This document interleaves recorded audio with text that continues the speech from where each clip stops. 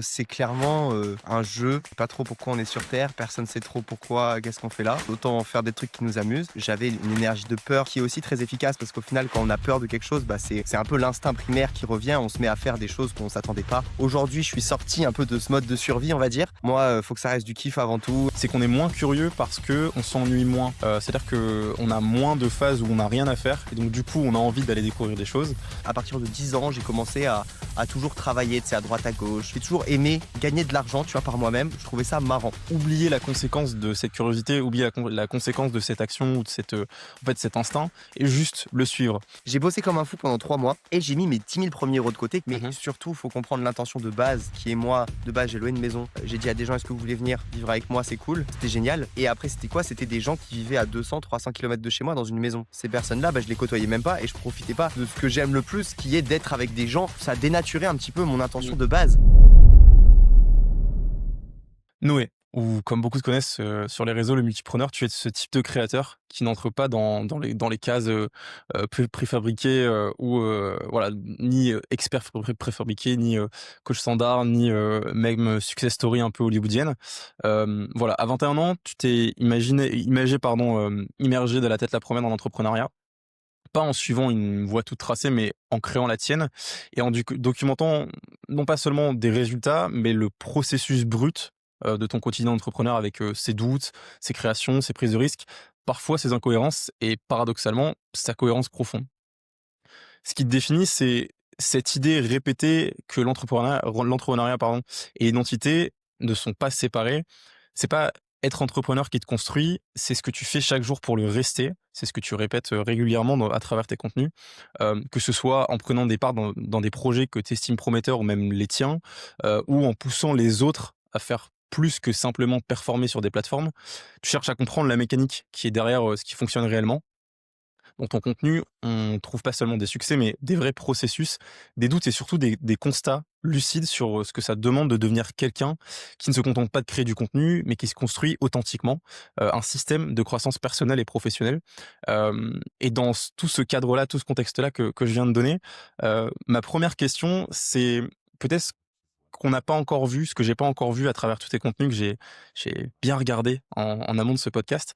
Qu'est-ce que je dois absolument comprendre de ton passé, d'éléments que tu as pas partagés, de ta manière de penser ou de ta philosophie pour comprendre la version et la vision du Noé que j'ai en face de moi aujourd'hui? Merci, Thomas pour la présentation. Écoute, en quelques mots, pour expliquer là, qu'est-ce que je fais ici tout de suite sur ce podcast et dans les boîtes que j'ai, c'est clairement, un jeu. On Je sais pas trop pourquoi on est sur terre, personne sait trop pourquoi, qu'est-ce qu'on fait là. Donc en fait, autant faire des trucs qui nous amusent. Moi, ce que j'aime bien, c'est vivre des aventures avec, des humains. Donc entre autres, créer des boîtes, je trouve ça marrant. Je le fais pas tout seul, je le fais avec d'autres personnes. Et voilà, je kiffe en fait, l'entrepreneuriat, c'est du vrai plaisir, c'est, avoir des idées en tête et les mettre dans la matière et ça me fait kiffer. OK, trop bien. Trop, trop bien. Merci pour ce partage.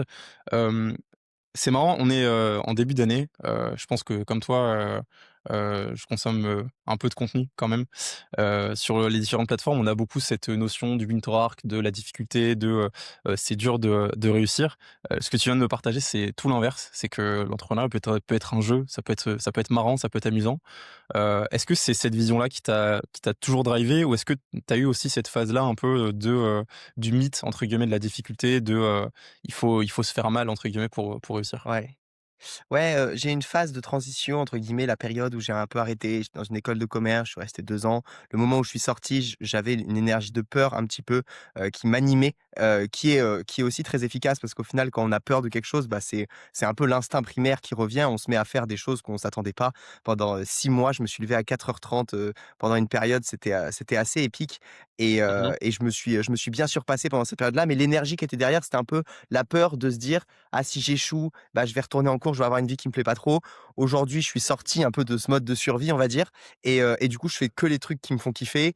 C'est pour ça que, si j'ai un projet qui m'anime plus, un truc qui me fonctionne plus et cetera, moi, faut que ça reste du kiff avant tout et puis après, il y a d'autres métriques qui sont moins importantes comme, l'argent, les résultats et cetera mais avant tout, c'est s'amuser, dans le process. OK. OK, OK, trop Complète. bien. Hem, dans cette idée-là, justement, je regardais un petit peu, tous les projets que tu faisais. C'est vrai qu'à chaque fois, il y a un associé, il y a des gens, il y a de l'humain derrière. Hem je crois pas avoir vu un seul de tes projets ou de choses en tout cas que tu partages, où tu fais ça seul, où, tu fais, une boîte tout seul, tu as un produit et tu te débrouilles tout seul. Est-ce que, voilà, pour naviguer un peu librement, est-ce que, cet aspect humain, cet aspect s'entourer de gens et vivre cette aventure, pas tout seul justement, ça fait aussi partie d'un peu de tes critères justement d'amusement dans cet entrepreneuriat, dans ce jeu, Ouais. tu vois? Ouais, dans la vie, hein, globalement, quand je suis tout seul, je me fais chier rapidement. Je peux rester, hein, dans un appartement, voilà et rester tout seul, mais ça m'ennuie vite. J'aime Mmh. bien être avec des gens passionnés, idéalement meilleurs que moi dans certains domaines, avec qui on a des valeurs en commun, qui sont, aussi curieux, que moi du moins. Parce que je pense que c'est beaucoup de curiosité au final qui m'amène à faire tout ça. C'est, «Ah si on fait ça, quel va être le résultat?» Et donc bah, en fait, on est curieux, on explore ensemble et monter une boîte, c'est, faire une hypothèse, se dire que ça va marcher et on explore ensemble des pistes pour, et arriver à une grosse boîte, on l'espère, parce que c'est ça qui fait un peu la finalité, même si, bah, en fait, il y a pas enfin, je suis pas attiré par la finalité, mais plus par le process, et je privilégie toujours de kiffer le process d'une création d'une boîte plutôt qu'un but à la fin qui, nous rendra pas plus heureux au final, quoi. C'est super intéressant ce que tu dis. On a réalisé un podcast, hier, et ça parlait de curiosité, ça parlait aussi de la crise de la confiance actuelle dans le monde du business en ligne, mais hem, cette curiosité, c'est un mot qui revient de plus en plus, hem et ce qu'on expliquait, je suis intéressé à l'idée d'avoir ton avis. Ce podcast sortira avant celui-là, mais je suis intéressé à l'idée d'avoir ton avis. Cette curiosité aujourd'hui, on la retrouve pas chez tout le monde.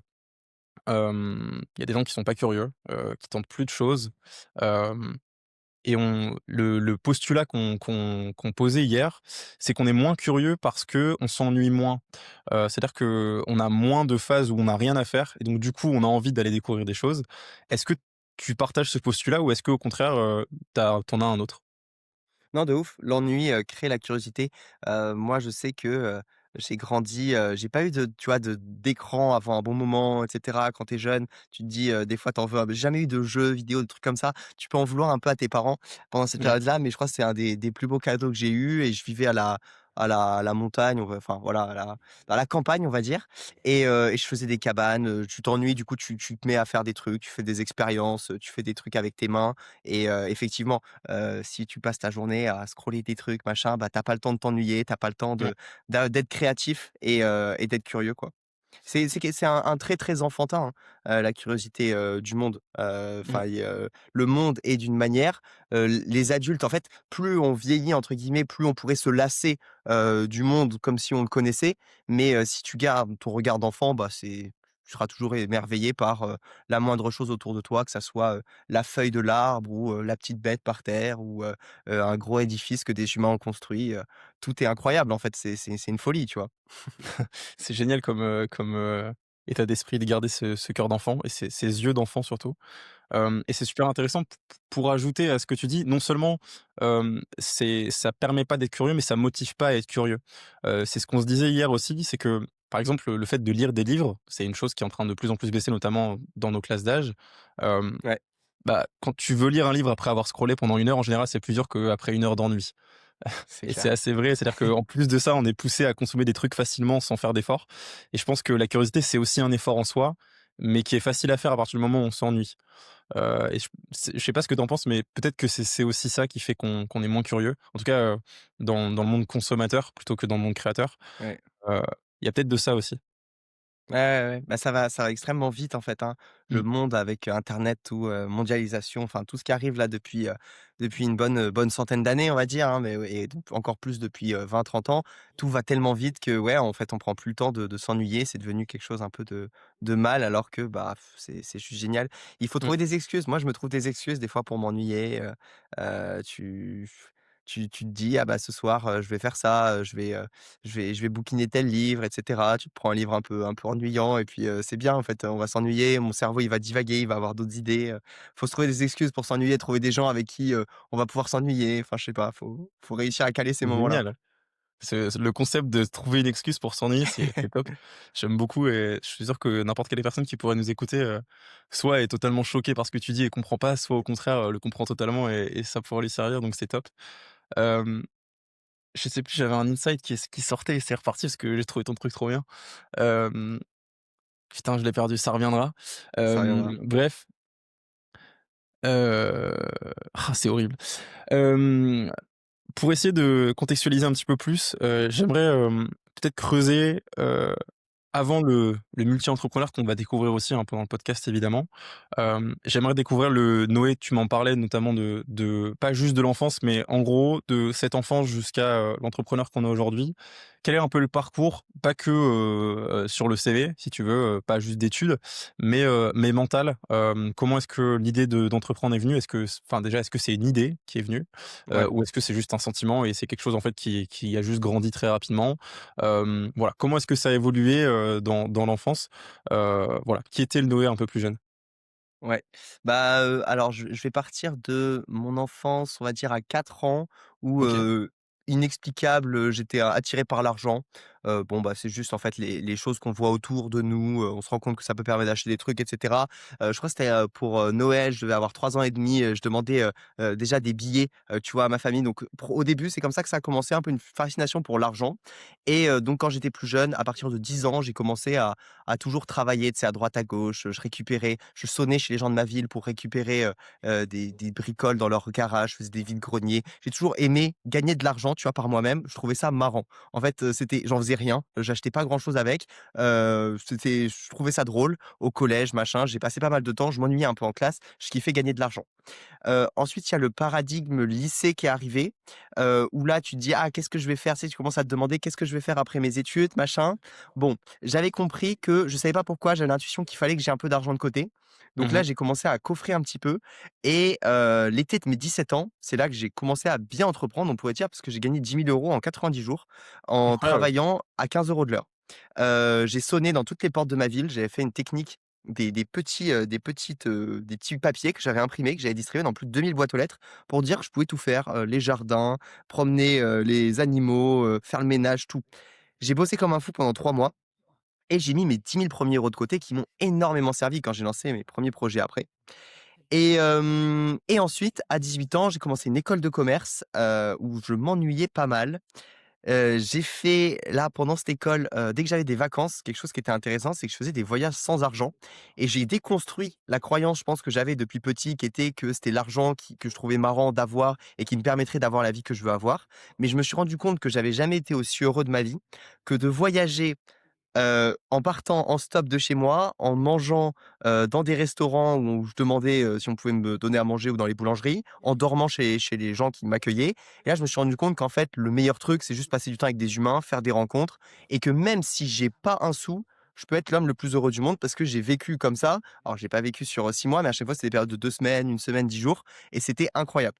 Donc je pense qu'à ce moment-là, j'ai déconstruit un petit peu mon rapport à l'argent et je suis reparti sur de bonnes bases derrière qui étaient au final, j'ai peut-être pas besoin de tant d'argent que ça pour vivre, mais c'est quand même cool d'en faire et ça me permet de monter des projets parce qu'avec les, par exemple 10 000 premiers euros que j'avais, bah, c'est ce qui m'a permis de lancer ma première entreprise où je fabriquais des meubles en bois à 18 ans.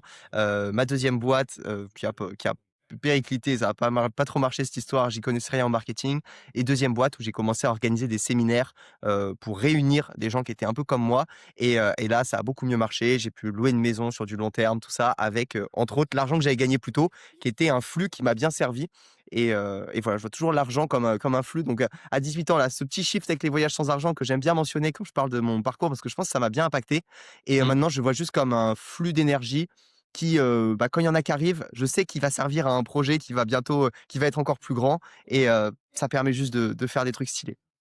Incroyable. En vrai, c'est vrai que cette expérience-là du voyage sans argent, j'avais suivi un moment un autre créateur que toi qui s'appelle Dali, qui avait fait un peu la Ouais, même chose, et c'est hyper inspirant, c'est hyper intéressant parce que, bon, évidemment, ils ont des communautés, évidemment, ils ont des skills de base, mais ça a l'air d'être très, très, formateur pour beaucoup de créateurs et ce que tu me partages, ça correspond un peu à ça, et c'est l'autre point intéressant, c'est la vision de l'argent qui évolue. Une fois que tu en as, tu le vois plus comme une commodité que, comme le saint graal entre guillemets. Le saint graal, c'est finalement les projets. Hem, et du coup, la question que je me pose, c'est, genre, à quel point en général, tu vois, les personnes qui ont énormément d'argent ou énormément de flux d'argent, te disent qu'évidemment et ça semble relativement logique, tu as le flux de problèmes qui va avec. Ma question du coup, ça c'est évidemment, ça dépend du projet et du modèle, ça dépend Ouais. de tellement de facteurs que c'est très complexe, mais de manière générale, effectivement, ça tend à se joindre. À quel point est-ce que tu es prêt à faire un compromis entre ce flux d'argent et ce flux de problèmes? En gros, ce que je veux dire, c'est où est-ce que tu places la limite pour toi personnellement? Et faire cet équilibre entre c'est une commodité dont j'ai besoin, mais je veux pas non plus le lot de problèmes, que ça peut engendrer. Ouais. Ben, en fait, je m'estime encore assez jeune et Mmh. que je peux, tester beaucoup de choses. Donc, je m'engage dans rien globalement, où je sais que quoi qu'il arrive, je le ferai. La Mmh. première métrique, c'est toujours pareil, c'est le kiff et donc il y a plusieurs projets que j'ai arrêtés où au bout d'un moment, je gagnais de l'argent avec ça, mais c'est pas ce qui m'animait. Ou du moins le flux de problèmes, c'était la balance, ça devenait trop important. Donc, un des premiers business que j'ai fait, c'était organiser des séminaires, comme je te disais, pour réunir des entrepreneurs. Au bout J'ai fait ça pendant plus d'un an et demi. Au bout d'un moment, bah, c'était de l'accompagnement carrément. Donc, je vendais la semaine, c'était une semaine, passée avec moi et une quinzaine Mmh. d'entrepreneurs et le dernier mois où j'ai fait ça, j'avais fait un mois, j'avais gagné, 50 000 € de chiffre d'affaires et le mois d'après, en fait, je trouvais que c'était un business du coup qui rapportait et qui je savais comment faire, ça marchait, tu vois? Je gagnais de plus en plus, mais j'estimais que pour, les soucis, que ça m'apportait, ça valait plus le coup. Donc en fait, j'ai pas arrêté ce projet-là parce que ça marchait pas. Bien au contraire, ça avait jamais aussi bien marché, mais je trouvais que j'avais fait le tour et que ça m'apportait plus assez Mmh. et donc quand j'ai arrêté ça, j'ai lancé ensuite Entrepreneur du Château. On pourra peut-être, reparler, mais on avait 5 maisons, on est arrivé jusqu'à 5 maisons. On avait 34 chambres dans le sud de la France où des personnes pouvaient vivre en communauté et donc je vivais sur du long terme. Ils prenaient un loyer, ils vivaient, à l'année et cetera chez nous. C'est le business que j'ai lancé après les séminaires là dont je parlais juste avant et ça pareil, j'ai fait ça pendant un an et demi jusqu'au moment où j'ai trouvé que ça apportait franchement trop de problèmes pour ce que moi ça m'apportait j'ai laissé à mon associé de business. Lui, il a décidé de mettre un petit peu sur pause, d'avoir juste une ou 2 maisons, voilà et voilà que je suis dans de nouveaux projets qui me font kiffer et justement sur, l'encombrement un peu que ça peut avoir, l'argent, enfin moi je trouve pas que ça m'encombre trop. Je trouve que ce qui m'encombre plutôt c'est le matériel et là je suis dans une phase de ma vie où je me libère un petit peu de tout ça. Là j'ai plus trop de domicile fixe. Là je suis à Paris en ce moment et je pars, en Égypte la semaine prochaine, à Bali la semaine, dans 3 semaines. Je vadrouille, j'ai juste un sac à dos et j'ai jamais eu aussi peu de problèmes matériels et j'adore. Parce que j'en ai eu ma claque à un moment de la voiture qui tombe en panne, avoir plein de maisons, le chauffage, le truc qui fuit, le toit qui s'effondre. C'est beaucoup de problèmes matériels et là, je suis dans une phase de vie où je sens que j'ai pas besoin de matériel. Mmh. 25 à 25 à 30 ans, je sais pas, je me rachèterai une maison, je rachèterai des trucs et j'aurais besoin de m'ancrer. Pour l'instant, je me libère du matériel et ça me libère beaucoup de soucis que j'ai Mmh. pas envie d'avoir. C'est hyper intéressant ce que tu dis sur l'aspect matériel parce que la plupart des gens qui vont se lancer, qui auront, je sais pas, un ordre d'âge qui est proche du nôtre, qui se disent: «Bah, j'aimerais bien réussir comme, Noé à avoir des projets qui font, 50 000, 60 000, 100 000», enfin voilà, on peut sortir des chiffres de plus en plus gros. Hem Et en fait, cette commodité-là, ils veulent l'utiliser justement pour avoir du matériel. Ce que tu dis, c'est que ça amène aussi son flux de problèmes, ce matériel et les gens évidemment idéalisent beaucoup d'avoir, des possessions de manière générale, et n'idéalisent pas du tout, enfin en tout cas, ils imaginent pas du tout les problèmes que ça engendre. Hem et du coup, justement, on arrive un peu sur tes projets. Tu m'as parlé de ce premier projet de séminaire, puis ensuite des entrepreneurs du château. Personnellement, le moment où je t'ai le plus vu passer sur les réseaux sans faire de recherche intentionnelle, c'était Mmh. effectivement la partie entrepreneur du château.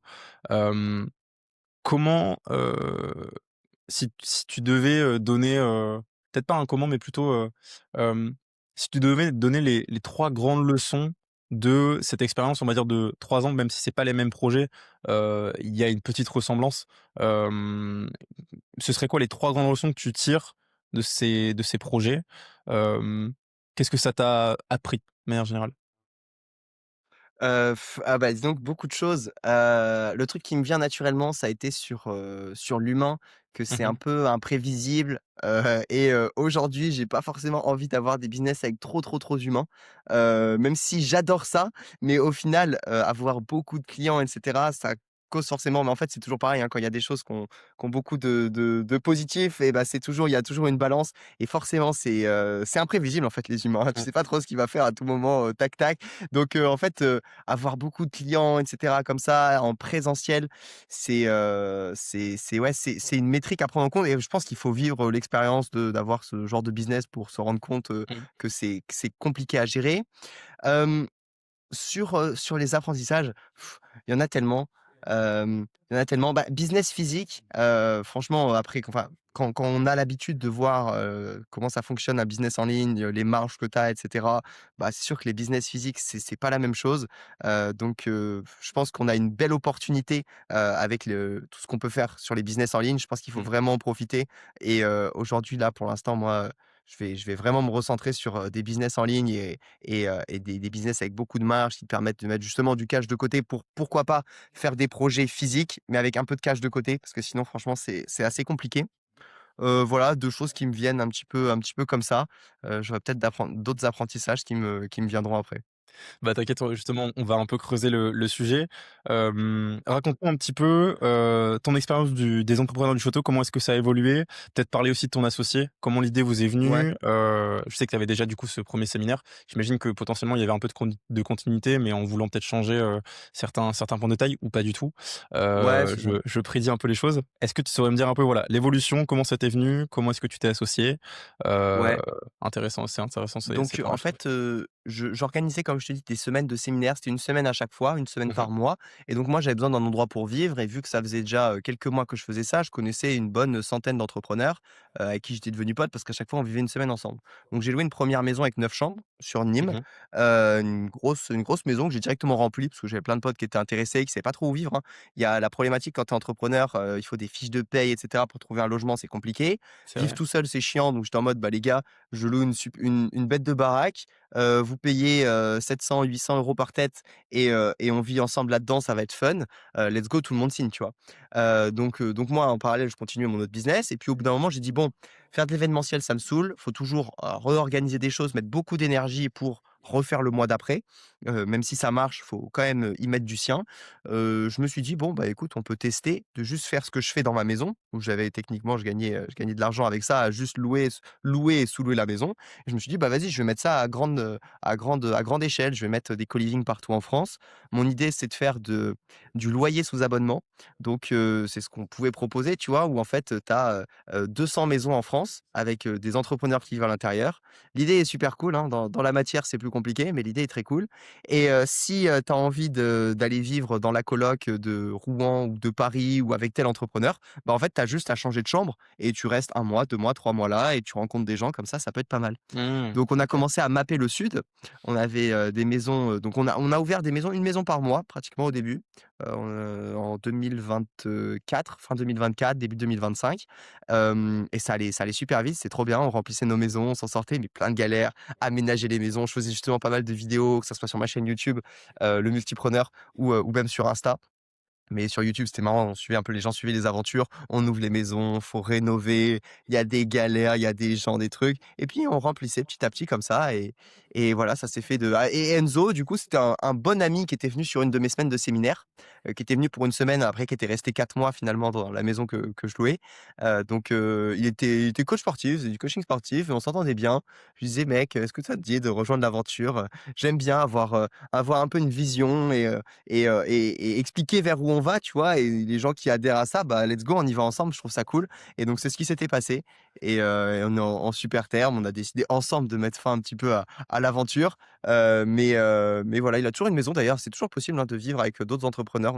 Il y a 2 maisons à Nîmes où il y a, 8 et 8, 16, c'est une 16 chambres à peu près, où les gens peuvent vivre. Ils peuvent toujours candidater et tout sur le site et voilà globalement, l'aventure entrepreneur du château. OK, trop cool. Bah, écoute, de toute façon, je mettrai le lien vers ta chaîne YouTube et tes réseaux, en dessous de ce podcast, qui est dispo sur YouTube et Spotify. Comme ça, si les gens sont intéressés, pourront aller regarder. Trop intéressant comme idée. Donc du coup, vous avez décidé de mettre fin à tout ça. Tu parlais notamment de c'est hyper intéressant, tu parlais de l'aspect, déjà imprévisible des êtres humains. Hem c'est curieux parce que et je trouve que c'est bien de creuser ce sujet-là. Justement, tu me parlais au début du podcast du fait que tu aimais bien vivre des aventures avec des gens, Mmh. mais ça a ses limites, quand le volume augmente. C'est pas la première fois qu'on entend ce genre d'éléments, c'est-à-dire Ouais, que quand ouais. le volume augmente, les problèmes aussi et donc du coup, au bout d'un moment, on arrive un peu à une limite. Hem, Tu Ouais. pourrais nous parler Bah, un peu de je sais pas, du type de problème, que tu croyais, enfin auquel ouais. tu as peut-être pas pensé Bah, ou que tu imaginais pas? Est-ce que tu as c'est des un exemples? mix de ouais. Ouais, c'est un mix de tout ce qu'on vient de dire, en fait, les problèmes matériels, que ça soit la maison, que ça soit le truc qui tombe en panne, le machin. Mais Mmh mh. surtout, il faut comprendre l'intention de base qui est moi, de base, j'ai loué une maison. J'ai dit à des gens: «Est-ce que vous voulez venir vivre avec moi? C'est cool». Mmh. C'était génial et après, c'était quoi? C'était des gens qui vivaient à 200-300 kilomètres de chez moi dans une maison et au Mmh. final, ces personnes-là, bah, je les côtoyais même pas et je profitais pas de ce que j'aime le plus, qui est d'être avec des gens et Mmh. de faire des trucs ensemble. On va faire du sport, on va faire des business, on va s'introspecter, on va faire des trucs, j'adore, tu vois? Mais être avec les gens, avoir des personnes qui sont juste à 300 kilomètres, même s'ils vivent ensemble, bah, en fait, nous, on n'allait pas vraiment dans les maisons, tu vois? Moi, je vivais à Nîmes, j'avais ma baraque et on était là à distance à essayer de piloter, machin, avoir quelqu'un de responsable sur place.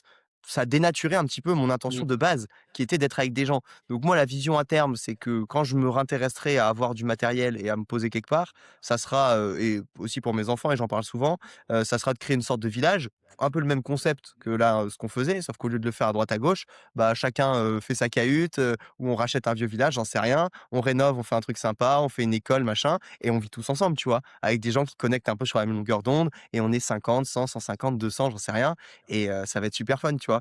Mais du coup, c'est plus ça la vision qui m'a attiré. Donc je me disais: «Est-ce que je fais ce truc de village maintenant?» Bon, je pense qu'il faut aller visiter un peu le monde. L'autre jour, je parlais avec, au téléphone avec, Ulysse Lubin qui a 30 ans, qui vient d'être parent et cetera et qui m'a dit, «Ah c'est marrant là que tu te dépossèdes de ton matériel et tout». Il me dit: «Je pense que la vingtaine c'est fait pour déconstruire et la trentaine pour construire» et on était dans 2 phases du coup, on a une dizaine d'années de différence. Lui, il a un enfant, il s'installe à Marseille machin et tout et moi, je suis là, tu vois, je finis avec mon sac à dos, je vais vadrouiller, voir le monde, comment ça se passe vraiment et quand j'aurai bien déconstruit, que je saurai un peu, la vérité, que je me serai fait mon propre avis, un peu plus de vérité, bah, je pense que ça sera le bon moment pour reconstruire un truc et faire une petite communauté sympa, tu vois? Incroyable. En vrai, c'est hyper intéressant. Cette phrase de la vingtaine, c'est fait pour déconstruire et la trentaine pour, construire. C'est super intéressant parce que, encore une fois, on est en début d'année donc il y a plein de gens qui sont en mode, mode résolution, mais au-delà de ça, en mode, je lance un nouveau projet et c'est pas forcément négatif. Mais beaucoup de gens qui sont dans notre classe d'âge sont justement dans une idée que, hem, heu, bah, leur vingtaine, il faut qu'ils l'exploitent à fond, et que justement ils bossent beaucoup, qu'ils lancent des projets, et justement ils sont moins dans cette curiosité, dans ce, lâcher prise de découverte et beaucoup plus dans, «OK, c'est parti, je lance une boîte, je construis» et cetera. Hem et l'intention de ce podcast, c'est aussi justement de raviver un peu cet esprit de curiosité. Hem, Ouais. Qu'est-ce que tu Il y a dirais à ces tiens, il y a un personnes-là qui justement sont dans ce mode-là de, «Putain, je veux juste, build quelque chose de gros, d'énorme tout de suite parce que je vois plein de success stories de mon âge autour de moi». Qu'est-ce que tu leur dirais?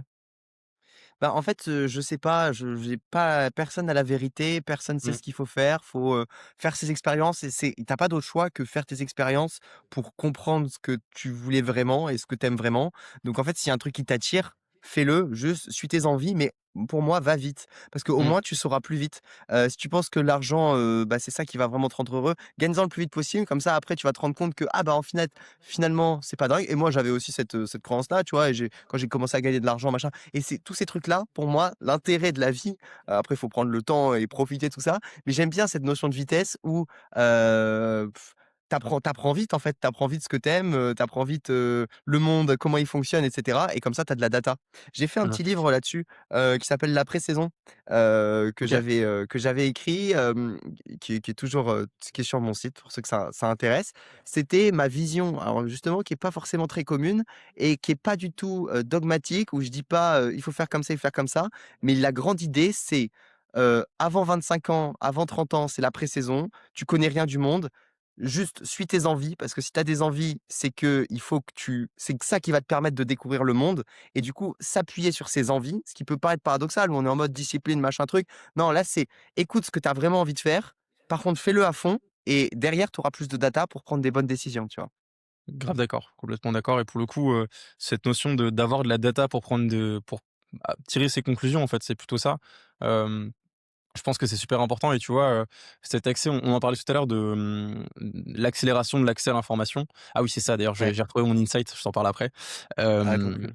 Cette accélération de l'accès à l'information, hem, il fait aussi des générations qui sont très sûres d'elles sur les conclusions qu'elles tirent sur le monde assez rapidement, en mode: «Je sais tout», et Ouais, ouais. peut-être trop vite et par un manque de data et notamment de data empirique. C'est-à-dire qu'elles ont apprises par elles-mêmes.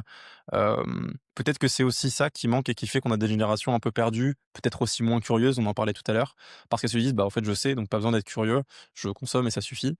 Hem, heu Ouais, il y a probablement de ça, mais l'aspect aller vite et découvrir ça, c'est hyper intéressant et puis il y a pas d'une seule vérité. Tu as des gens qui bullent très vite des choses et d'autres pas du tout.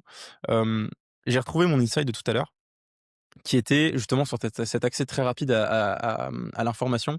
Il y a une étude qui est sortie il y a pas très longtemps qui explique, que depuis le début des années 2000, la perception des gens sur le temps, est véritablement plus rapide.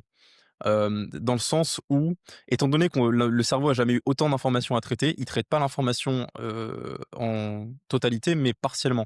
Là où avant, tu avais moins d'infos, donc tu avais le temps de stocker l'info en entier. Hem Et donc du coup, ça fait que le cerveau, vu qu'il a l'impression d'emmagasiner plus d'infos, que le temps passe plus vite et qu'il se passe plus de trucs qu'avant, sur la même durée de temps. Est-ce que toi, de ton côté, c'était ça ma question, est-ce que toi, tu as cette perception-là du temps qui accélère et qui va de plus en plus vite? Pas juste, le monde et les technologies, mais même ta perception du temps et de, chaque année va plus vite, «Tain, j'ai pas vu passer 2025, 2024» et cetera et c'est de pire en pire. Est-ce que toi aussi tu as ce sentiment-là ou pas? Pas spécialement, la vie passe comme elle passe. Je me rends compte d'un truc par rapport à la notion du temps. Je sais plus trop où j'avais lu ça, mais c'était par rapport au nombre d'images que tu vois. Mmh. Alors ça inclut pas trop les images que tu vois sur un téléphone, mais plutôt les images que tu vois autour, de chez toi, quand tu sors. Bah, en fait, quand tu vas faire une balade que tu as jamais faite, quand tu vas faire, tu vas dans un nouveau lieu et cetera, le cerveau voit plus d'images et le Mmh. fait qu'il y ait plus d'images, il associe ça à le temps paraît plus long et non, personnellement, en fait, je vis tellement de trucs, quand tu regardes un peu en arrière, tu te dis: «Les 12 derniers mois, oui, il y a 12 mois, j'étais là». Moi, c'est vrai qu'au final, il s'en passe des choses et non, la vie passe comme elle doit passer, je suis pas mal dans l'acceptation, par rapport au temps qui passe où j'ai pas trop de de contrôle dessus, je trouve.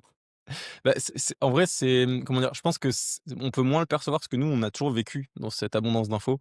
Hem, Ouais. Ouais, enfin, tu vois, ouais, moi, ouais. j'entends plus dans les générations de Ouais, nos bah, ouais, de fou. parents, des grands-parents qui disent: c'est genre: «Ça va trop vite», quoi. Cette Ouais, phrase ouais, de mais «ça en va trop vite», vieillissant, j'ai d'ailleurs, on l'entend l'impression oui, oui, oui. Ouais, ouais, ouais. on Mais en l'entend fait, tout je le pense que je temps. suis encore trop jeune parce que du Mmh. coup, peut-être quand je vais me retrouver à 40 ans, je vais dire ça. Là, pour l'instant, bah, oui, j'aimerais faire encore plus de choses chaque année et cetera. Mais au final, si tu remontes de Mmh. 12 Ouais, mois, c'est de vrai. 24 mois, de 36 mois, c'est aberrant, quoi. Mmh. Ouais, clairement, clairement. Autre, sujet que j'aimerais aborder, on a tous les deux été étudiants en école de commerce puisque je l'ai été aussi il y a pas si longtemps, je faisais en OK. auto-alternance dans ma propre boîte, heu et j'avais une question. Qu'est-ce que tu en penses des écoles de commerce? C'est quoi ton avis sincère sur le sujet? Et ben, là, en ce moment, je suis en train de côtoyer des personnes qui sont, à l'EDEC, donc qui est une école OK. de commerce qui est un peu plus sérieuse. Et donc, j'ai enfin compris à quoi ça servait, parce que eux, non, mais c'est vrai, eux, en fait, ils veulent, être consultants. Mmh. Travailler pour des groupes et cetera et donc pour ça, en fait, c'est très bien parce que c'est ça qu'on t'apprend à faire des calculs, voilà, tu travailles pour des grandes entreprises. Je pense que moi, juste, je me suis fourvoyé. J'ai pas trop d'avis, c'est bien, c'est pas bien, je sais pas.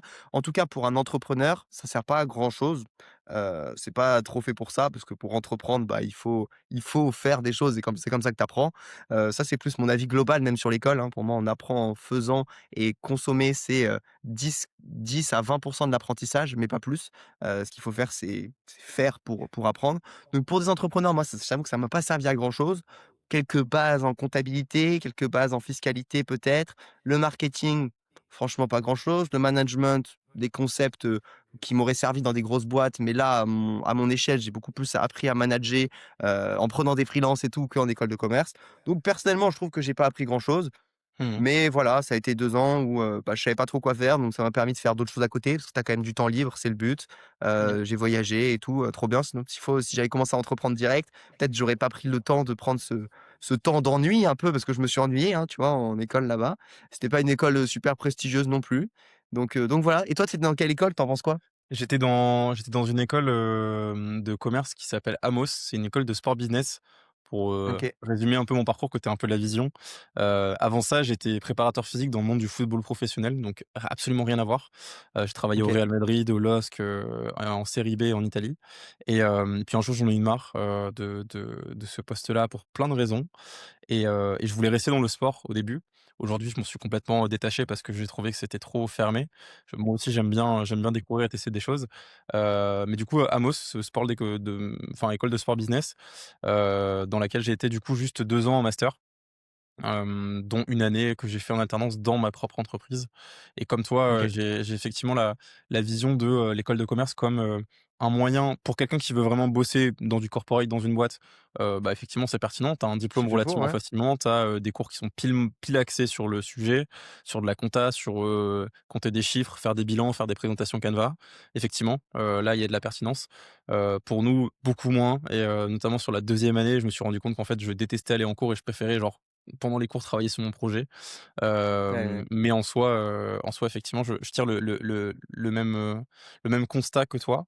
Hem et du coup, je me pose la question parce que je fais le parallèle avec ce que tu me disais tout à l'heure. Tu me disais que tu t'en parlais souvent et notamment, de ce sujet-là spécifiquement, des enfants, auxquels tu penses, déjà. Donc déjà, forte maturité, c'est assez intéressant. Mais au-delà de ça, j'aimerais qu'on parle du système éducatif puisque tu viens de m'en parler et je trouve ça super intéressant comme sujet, on le traite pas souvent et je trouve que surtout on le creuse pas assez. C'est quoi ton avis sur le système éducatif? Pas juste le système du supérieur, mais Ouais, éducatif français général. ouais, Qu'est-ce que tu en penses? Est-ce que, justement tu as un avis spécifique sur, comment est-ce qu'il fonctionne? Peut-être comment il devrait être modifié? Qu'est-ce que tu espères pour tes ouais. enfants? Ouais, ouais, bah, ça me passionne, je me dis, faire grandir en fait un petit être là qui arrive sur terre et lui donner toutes les clés, pour qu'il vive une vie assez libre en fait, et qu'il puisse choisir un peu, faire ce qu'il veut, lui donner un maximum de cartes. Je trouve ça génial et c'est un peu la seule chose qu'on laisse, après une fois qu'on est parti. On peut faire, on fait des enfants, faire des fondations, on peut faire 2-3 trucs, mais c'est vrai que laisser un être humain un peu, sur terre, c'est lourd. Donc ouais, bah, en fait, c'est juste qu'il y a des choses que j'ai découvert, que j'ai trouvé pertinent. Comme, pour en lister que quelques-uns, ça serait, je sais pas, la méditation, apprendre des langues pour de vrai, comprendre comment ça marche, tout le système là, les impôts, tous ces trucs-là. Il y a plein de règles de société qu'on nous apprend pas à l'école. La nutrition, toutes ces choses-là qui me paraissent plus essentielles que, d'autres choses. Alors je vais pas dire que, l'histoire, ça sert à rien. Au contraire, faut voir un peu de tout et c'est génial. Mais je trouve qu'on pourrait, apprendre un peu plus de choses à l'école et j'aimerais bien tester ça sur des enfants, tu vois? Et puis si je le fais tout seul, moi, à mes enfants, bah, je pense qu'ils s'ennuieront un petit peu donc essayer de créer une école un petit peu alternative. Alors il y a déjà des choses qui existent, tu vois? Mais c'est vrai que c'est dans mes plans, heu, en mode expérience un peu, tu vois? En mode expérience, voir les OK. choses et il y a beaucoup de gens qui testent déjà des choses. Moi, j'ai pas beaucoup d'expérience là-dessus, j'ai juste des idées et des hypothèses, hein, ce qu'on passe notre temps à faire quand on entreprend.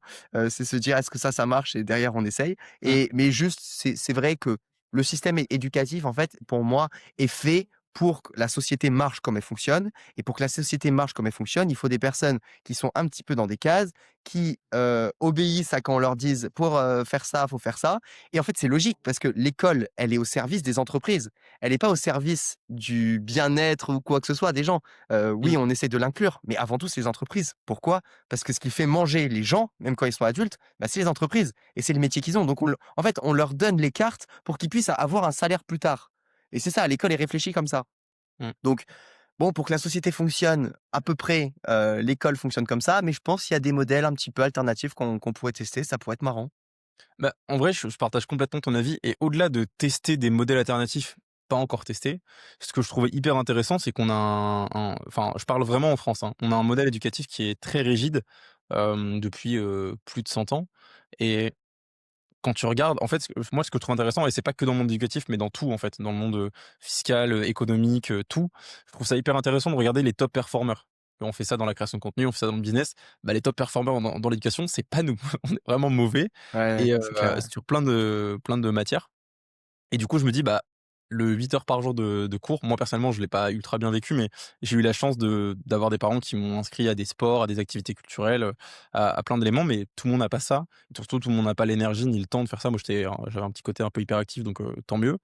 Mais c'est vrai que je trouve ça intéressant, tu vois, quand tu regardes les modèles, scandinaves, par exemple, qui sont des modèles, qui n'ont rien à voir et qui, pour le coup, ressemblent beaucoup à ce que tu dis, ces modèles, alternatifs où l'enfant fait beaucoup plus, agit, a plus de temps libre pour tester des choses, et surtout a des cours de choses différentes, tu vois? Si tu regardes même pas que scandinave, mais au Japon, ils ont des cours de cuisine.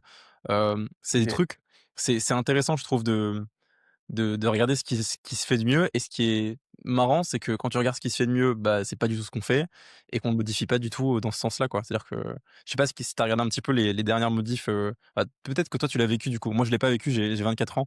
La dernière réforme du bac, je l'ai pas connue.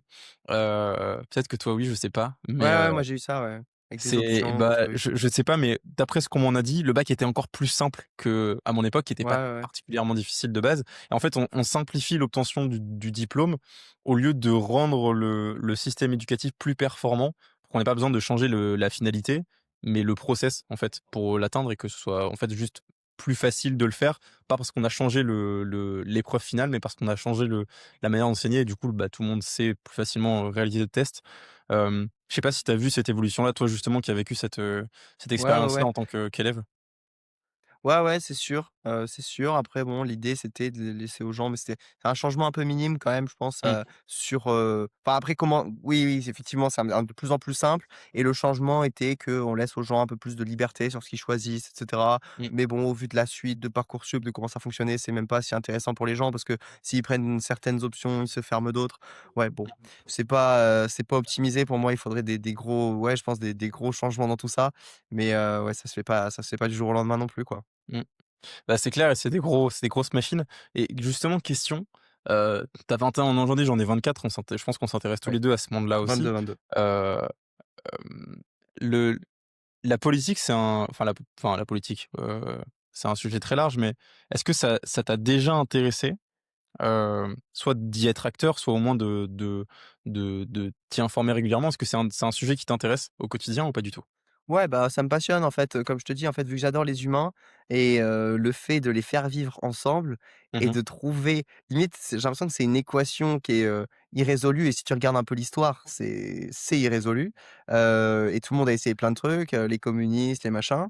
Faire un modèle où, la société fonctionne au mieux, bah, en fait, où parce que c'est quoi une société qui fonctionne au mieux pour moi? C'est où les gens sont le plus heureux, tu vois? Mmh. Je pense que c'est ça serait ça le critère numéro un plus que, heu, les salaires de chacun ou même les conditions de vie. Au final, je pense que le bonheur, c'est, une métrique qui peut être intéressante à prendre en compte Mmh. et ouais, ouais, je trouve ça passionnant, moi, il y a plein de choses, je suis assez attaché, tu vois, à l'écologie, je suis assez attaché à l'éducation, tous ces sujets-là me passionnent et donc je pense que alors je me suis pas investi dans des choses, j'ai encore l'impression que, il faudrait découvrir le monde, déconstruire, comprendre comment ça fonctionne avant de se lancer dans quelque chose. Ce que j'ai Mmh. l'impression aussi, c'est que 68 millions de Français ou, je sais pas, des pays, comme ça aussi grands, c'est compliqué et je crois, alors c'est une hypothèse toujours pareil, qu'à petite échelle, tu peux faire des choses qui peuvent être intéressantes et il y Mmh. a des micro-communautés, hein, qui vivent de manière un petit peu différente et que moi j'aimerais bien tester justement d'où l'idée du village, qu'on teste des trucs entre nous, un modèle de décision différent, un modèle de je sais pas, avec, un mélange de capitalisme à fond parce qu'on crée des boîtes, mais du communisme parce que, bah, en fait on va consommer, on va faire des trucs ensemble. Tu vois? Je sais pas en fait, je sais pas quel est le meilleur truc et je pense que ça se travaille à plusieurs avec des personnes qui sont un peu sur la même longueur d'onde parce que, à grande échelle, ça part toujours en couille un peu au bout d'un moment. Tu vois ce que je veux dire? Donc, on est obligé de mettre des règles sinon ou mais ouais, c'est passionnant. Moi, ça me passionne, mais j'ai Moi, c'est en vrai, aucune réponse à tout ça, tu vois? Faut expérimenter, je pense. exactement. Il y a pas de réponse. Moi, ce que je pense, tu le disais tout à l'heure, les humains sont imprévisibles, et je pense que c'est la première notion sur laquelle ils le sont, parce qu'en fait, c'est ce qui conditionne toute leur life, tu vois? C'est-à-dire que tous les jours, ils se lèvent, tous les jours, nous, on se lève et on travaille, tu vois? Tu as eu des entreprises, tu as payé des taxes, tu as eu, je pense qu'en plus, tu as eu des biens, immobiliers à gérer, tu as des normes, tu as des trucs, tu as toujours des choses, qui sont contraintes, et indirectement par la législation qui est définie par les politiques. Et je trouve super intéressant ton point, Tu vois, on voit certains hommes politiques ou femmes politiques, de plus en plus jeunes et des fois qui se lancent, qui n'ont jamais rien fait avant, jamais rien expérimenté avant et qui se lancent dans le monde politique, et qui font parfois des carrières exceptionnelles. On a certains candidats à l'élection présidentielle qui n'ont fait que ça, hem et qui justement n'ont pas eu ce temps-là, d'expérience, Ouais. de changement, de paradigme. Parce qu'en fait, c'est ça finalement. Hem, Qu'est-ce que tu penses des gens qui justement aujourd'hui nous dirigent ou vont nous diriger, qui ont jamais, expérimenté, le fait d'avoir soit un vrai travail, soit de lancer des boîtes, soit voilà, de vraiment changer de paradigme et de s'ouvrir l'esprit? Qu'est-ce que tu en penses? Alors, je vais passer peut-être un peu de droite, même si je me mets dans aucune case et je suis juste très curieux de comprendre tous les partis et les idées de chacun. Mais, pour moi, un dirigeant qui a pas eu d'entreprise, c'est catastrophique. Et pour moi, c'est pas possible parce que tu gères la plus grosse entreprise, qui est plutôt au format associatif, j'ai envie de dire, où tout le monde donne des cotisations forcées, qui est l'État. Hem, le fait que tu gères ça et que tu pas appris à gérer une boîte avant, bah, je pense que ça fait des pays bien endettés et je pense qu'on en est une belle preuve, quoi. Donc ouais, pour moi, c'est primordial d'avoir eu des et en fait, tu es en train de gérer de l'argent littéralement. Bon, hein, tout le ministre des finances, machin, souvent on met des personnes qui ont fait ça, tu vois, un peu par le Mmh. passé, mais encore, ça va être, bah, Macron, il était quoi? Il était banquier, tu vois? Moi, je pense qu'il faudrait des entrepreneurs, hein, Mmh. qui gèrent un pays parce que pour moi, un pays est bon alors, je sais pas si c'est le meilleur pays, j'y suis pas allé, j'ai pas de et je sais qu'il y a des aspects qui sont mauvais, mais quand tu vois Dubaï et cetera, bah, c'est des émirats et cetera, ils fonctionnent comme une entreprise, tu vois? Et niveau finance, ça a l'air de mieux marcher. Et si ça Mmh. marche bien niveau finance, bah, c'est sûr que ça aide sur un peu les autres points. Tu vois? Ça Mmh. évite, des trucs, je sais pas, la délinquance, le taux de crime, ces choses-là. Bon après, ça devient compliqué parce que si quand c'est un peu, quand ça devient un peu, une dictature, forcément, les choses changent. Mais il y a un entre-deux à trouver tout ça dans tout Mmh. ça et pour moi, dans les pays, européens, il faudrait, ouais, des entrepreneurs qui ont fait des trucs stylés et Mmh. qui ont envie de reprendre le flambeau et pas juste des gens qui ont réfléchi, à de la politique, toute leur vie, mais des gens qui ont fait des trucs dans la matière. Je suis assez d'accord avec toi. Je mettrais peut-être une nuance. Je pense qu'il faut pas que ça, et Ouais, ouais, ouais. que c'est pas, comment dire? C'est pas un critère qui définira si le dirigeant est bon ou pas, dans le sens où tu vois, tu regardes aux États-Unis, tu as un Donald Trump qui est le chef d'entreprise par excellence pour le coup, du Ouais, real estate, heu ouais, et il a une partie qui est effectivement, décriée, une autre pas du tout, et au contraire, plutôt mis en avant et du coup voilà, ça crée aussi ça peut créer des tensions au sein d'un pays qui sont pas forcément positives et je pense que il peut y avoir un entre-deux, mais je suis assez d'accord dans l'idée que, déjà l'État est effectivement en soi une forme d'entreprise, même d'association comme tu le dis avec, les cotisations forcées, qu'on connaît bien tous les 2 et pour lesquelles, on fait notre part, comme il faut. Mais effectivement je pense que ça en fait ça manque de gens qui font, pas forcément que des gens qui ont entrepris, mais des gens qui font, hem, pas enfin tu vois, quand je regarde, la masse, des gens qui nous dirigent, c'est majoritairement des gens qui ont pensé, qui ont réfléchi, qui parlent très bien même, mais qui ne font pas, qui n'ont pas agi. Genre je pense à un Macron, oui, il a été banquier, il a surtout été, consultant en fait. Il a été consultant, ouais, dans des grosses banques ou auprès de gros cabinets de conseil, mais il a jamais fait de ses mains, il a jamais créé, il a jamais, voilà créé quelque chose et d'ailleurs il était, un peu annoncé comme le Mozart de la finance et cetera, pour que finalement on se retrouve dans une situation, qui peut être, contestable disons. Aujourd'hui je sais pas si tu as suivi un peu, l'endettement du pays, mais il est assez, assez sympa. Et d'ailleurs ça me mène à un autre débat, enfin pas un débat, mais une idée que j'ai et que j'aimerais, heu, mettre un peu, à l'épreuve. Qu'est-ce que tu penses, toi qui entreprends comme moi, de l'idée de la retraite? C'est un sujet qui est très débattu actuellement, dans les sphères politiques justement. Est-ce que toi, c'est un sujet, sur lequel tu as un avis concret? Est-ce que tu penses déjà qu'un jour on aura droit à une retraite? Moi, mon postulat, c'est que non. ouais. Hem, quel est ton avis sur le sujet?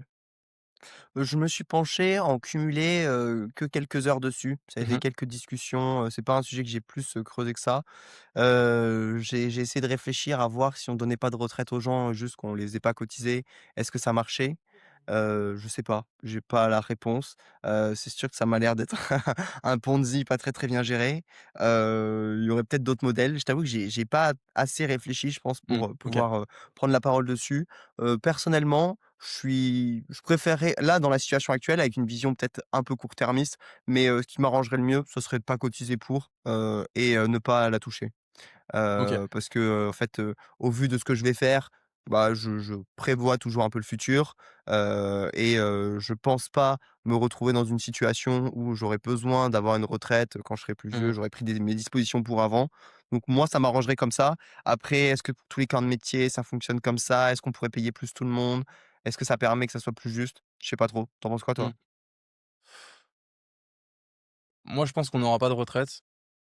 Je pense que c'est, comment dire? Qu'on en fait, on est dans un système, comme tu le dis, un peu de Ponzi où en fait, il y a toujours plus d'entrants, enfin moins d'entrants, pour cotiser que, de sortants pour, récupérer la somme et qu'au bout d'un moment, en fait, ça va juste s'effondrer, et qu'on va le payer et je pense que c'est pour ça aussi et c'est pour ça que je voulais élever le débat sur le sujet, sur l'éducation financière et la perception, des gens par rapport à l'argent. Mmh. Tu parlais notamment de toi, de ton côté, du fait que ça avait beaucoup évolué, et le fait de mettre de l'argent de côté, c'était pas un moyen de, «faire pique-sous» entre guillemets, mais plutôt, bah, d'assurer un avenir, d'assurer une commodité qui est utilisable pour des projets. Hem, Qu'est-ce que tu penses du fait que en France, notamment, parce que j'en discutais avec des Suisses, des amis suisses notamment, qui ont une éducation financière qui n'a juste rien à voir avec la nôtre, pour plein de raisons. Qu'est-ce que tu penses de l'éducation financière en France et même de la perception de l'argent en France en général? C'est quoi ton avis sur le sujet? Sachant que effectivement c'est un peu en lien avec les retraites puisque si jamais il y a plus de retraite, bah, il faut avoir de l'argent de côté sinon on ne peut pas vivre après la retraite ou alors on doit continuer de travailler jusqu'à que ce que mort s'en suive globalement. C'est quoi ton avis sur le sujet? Ben, j'ai pas été non plus, confronté à beaucoup de personnes. La data que j'ai, c'est quoi? C'est ma famille, j'ai une partie de ma famille qui est pas mal de gauche clairement et c'est quelque chose de mal que j'essaye de gagner de l'argent et cetera, donc c'est un peu je trouve ça un peu dommage et Mmh. je après c'est peut-être moi qui me juge à travers eux, mais je me sens un peu jugé, je trouve ça un peu dommage et je pense que ça peut représenter une partie de la mentalité, forcément, en France. Ouais, bah, moi, j'ai juste ma vision sur quoi je peux parler. Je peux pas trop Mmh. parler des autres. En fait, je sais pas trop ce qu'il y a dans leur tête. Moi, je te dis, je vois vraiment ça comme une énergie comme une autre, hein, qui est, Mmh. l'énergie que tu as quand tu te lèves le matin. Bah, l'argent, c'est pareil, c'est un flux là qui, plus il bouge, plus, tu vas en avoir et tout et du coup, ouais, je pense que c'est un vrai travail. Je pense qu'il y a beaucoup que c'est très, très influencé par nos parents, par l'éducation qu'on a eue et je pense que tout le monde devrait faire un travail dessus. Moi, j'ai un peu exploré des croyances que j'avais par rapport à ça et ça m'a permis de dénouer des fils. J'ai été très content. C'est assez perso, mais j'avais une croyance qui est je trouve ça intéressant quand même de le partager. C'est pas un truc que je dirais forcément au podcast, mais bon, pourquoi pas. J'ai fait un peu de travail dessus, discuter avec des personnes dont c'est leur métier, tout ça et c'est vrai qu'avant, alors il y a une période où au début, je gardais beaucoup d'argent. Je le gardais beaucoup de côté et cetera et même quand j'étais petit, en fait. Tu sais, je te disais quand j'avais 10 ans et cetera, tu sais, j'avais des thunes, j'étais là, je les gardais et cetera et en fait, qui c'est qui a à peu près le même, profil dans ma famille? C'est mon père qui garde pas mal, qui dépense pas beaucoup, qui garde son argent. Tu vois, il va pas prendre l'autoroute, il va pas faire des trucs comme ça Ah oui, et du d'accord, coup, OK. j'avais la croyance qui était, si je ne dépense pas mon argent, alors mon père m'aime. Croyance complètement fausse. Mais en D'accord, fait, super intéressant. quand tu arrives à comprendre ça, tu te dis: «Ah bon, bah, d'accord, déjà, OK, c'est des croyances qui viennent de là, tout ça» et du coup, bah, tu dénoues les fils, tu te rends compte, et tu arrives à ta propre conclusion que là, je suis très heureux avec ma vision de l'argent et ma relation avec ce flux, énergétique qui est juste, il est là, il vient, il part et du coup, j'adore en parler. Là, tu vois, je peux même te parler un peu des croyances que j'avais avant et cetera et je Et suis c'est hyper à justement l'aise avec ça et il y a beaucoup de gens qui sont pas à l'aise avec ce truc-là, pour moi, dire combien tu gagnes et cetera. Enfin complètement, assez normal, tu vois? mmh. Ça me dérange pas trop, bon. C'est hyper intéressant ce que tu dis et justement, j'allais effectivement te relancer sur les croyances. Ce dont tu viens de nous parler, on en a parlé hier aussi, comme d'une compétence, pas juste essentielle, mais qu'on retrouve chez beaucoup de gens, qui sont justement dans l'entrepreneuriat et en général dans la partie succès. Hem, c'est la self-awareness, c'est la capacité à s'observer soi-même et à tirer ses conclusions, délier les fils et cetera. Ça a l'air d'être une compétence que tu as voulu développer et que rapidement tu as utilisée. Hem, Comment est-ce que tu l'as développée? Comment ça t'est venu justement de faire ce travail sur toi, de te regarder de l'extérieur et de te poser des questions, pas juste sur cette croyance-là, mais plusieurs. Commençons par ça déjà et puis après on verra je pense, différentes croyances que tu as pu, briser au fur et à mesure de tes expériences, tes années, de tes projets. Comment est-ce que ça t'est venu? C'est pas l'idée, mais le besoin ou en tout cas le sentiment que c'était nécessaire de d'avoir cette self awareness et de te regarder de l'extérieur? Est-ce qu'il y a un élément Je déclencheur, pense que c'est assez ouais, je pense qu'en fait, c'est la vie qui veut un peu se développer et du Mmh. coup qui veut, entre guillemets, «s'améliorer». On veut tous être un peu la meilleure version de nous-mêmes et du coup, bah, c'est logique de comprendre ce qui nous bloque et donc quand tu vois que dans le monde matériel, il y a des choses qui bloquent, Mmh. tu as envie d'atteindre certaines choses, tu n'y arrives pas ou alors, tu sens qu'il y a des choses qui te trigger, tu sais, qui te font des sensations que t'as pas qui sont pas très agréables, que tu as pas forcément envie d'avoir, bah, tu sens qu'il y a un truc qui «bloque» entre guillemets et qu'il y Ouais. a il y a des croyances, il y a un truc qui va pas quelque part, du coup, bah, tu vas aller creuser, tu vois? Mmh. Et encore une fois, c'est ta curiosité. Est-ce que tu as envie de te libérer de ces trucs qui te freinent un peu à être la meilleure version de toi-même? C'est très, très bullshit comme expression, mais enfin très vu et revu, mais je trouve que c'est un peu ça aussi, tu vois? On est sur terre Ouais. et puis bon, on essaye de faire d'être un humain, un peu plus évolué que quand on est arrivé. Donc voilà et après sinon la curiosité, encore une fois, je m'intéresse un peu, j'adore les états de conscience modifiés. On pourra peut-être en parler, tu sais les breathwork, des respirations holotropiques, des choses où tu hyperventiles, tu vas accéder à des espaces un peu inconscients du cerveau, ou même, certaines substances aussi qui peuvent te faire expérimenter des choses. Je suis très curieux et j'adore parce que ça me fait toujours comprendre des choses sur moi et j'ai l'impression, bah, de mieux me connaître et c'est aussi le but de la vie, je pense de c'est toute ta vie, tu pourras apprendre à mieux te connaître, à mieux savoir qui tu es, qu'est-ce que tu crois vraiment, qu'est-ce qu'il y a dans ton inconscient et ça fait partie de moi, du coup, ça m'intéresse de savoir ce qu'il y a là-dedans, tu vois? C'est hyper intéressant de justement de regarder ça. Hem, le le point que tu attends, je crois que ma cam elle bug, je ferai un cut. Ouais, je pense que ça en fait, je pense que c'est l'enregistrement, mais après ça va bien. OK. Enfin, je sais pas, Hem, mais souvent c'est comme ça sur Reverse. OK, OK. Mais en tout cas, c'est hyper intéressant comme point. Justement, je suis curieux de creuser un peu plus cette idée du breathwork et même voilà, des éléments que tu as pu tester. Le subconscient, c'est un élément qui est peu creusé, chez enfin, voilà, dans les différents podcasts qu'on peut écouter. Je trouve ça intéressant de le creuser parce que ça a l'air d'être un sujet de curiosité et je pense qu'il faut parler de ces sujets de curiosité. Hem voilà, qu'est-ce que tu as envie de partager sur ce travail-là? Qu'est-ce que ça t'apporte? Hem, Qu'est-ce que tu y découvres? Voilà, parle-nous un petit peu de ce domaine-là. Moi, personnellement, je le connais moins. Ouais, Je suis curieux de OK. savoir un petit peu, voilà, qu'est-ce que tu entends par là et qu'est-ce que tu en apprends? Ouais, bah, je te pitch le breathwork rapidement, qui est un des outils pour moi d'aller chercher dans cet inconscient. Il y en a plein d'autres, qui est connu, la psychanalyse, où tu vas aller parler, revoir ton enfance, aller chercher des choses, démêler des choses et bon, il y a plein d'outils, on va dire. Le breathwork, j'adore parce que, bah, c'est celui où je suis très réceptif. Qu'est-ce qui se passe concrètement, hein, pour que les gens un petit peu comprennent?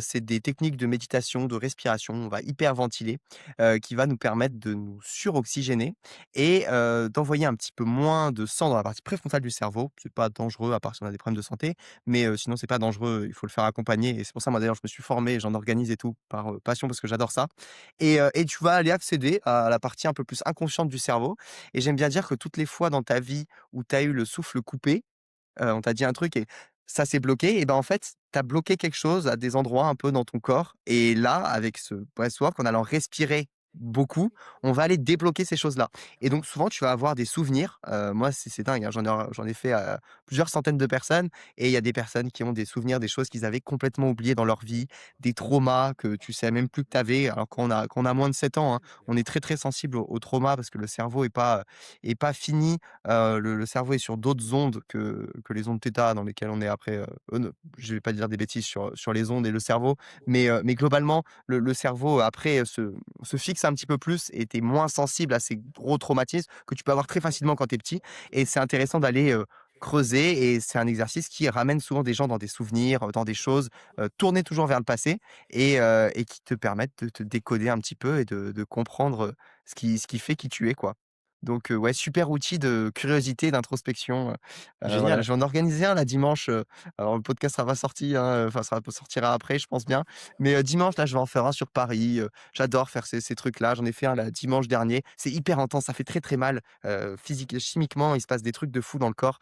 Tu te vides de ton CO2, du coup, il y a du calcium qui se crée, du coup, tu crées de la tétanie. Souvent, tu sais, on voit des fois des vidéos, les gens ils sont comme ça et tout. Donc physiquement, ça fait mal, mais c'est une expérience de fou à chaque fois et que j'adore vivre. Et OK. voilà, c'est plus, une passion, on va dire, un kiff et avec un but introspectif. OK. Le début du pitch était très sympa et la fin sur la douleur beaucoup moins, Ouais, ouais, ça fait mais très par contre mal, ouais. le retour Physiquement, a ouais. l'air cool. Le retour a l'air cool et je pense que tu vois, il y a beaucoup de personnes qui vont, voir des experts, que ce soit des psys, que ce soit, des kinésiologues, enfin voilà, plein de d'experts qui vont plutôt travailler sur la partie psychique, la partie, psychologique des gens sans forcément, travailler cette partie physique. Peut-être que c'est le genre de pratique justement qui manque à certaines personnes pour ressortir des traumas et se souvenir de choses dont ils se souviennent pas. Et je trouve que le domaine de l'inconscient, tu parlais de l'âge d'entre, 0 et 7 ans, qui façonne un peu l'esprit des gens.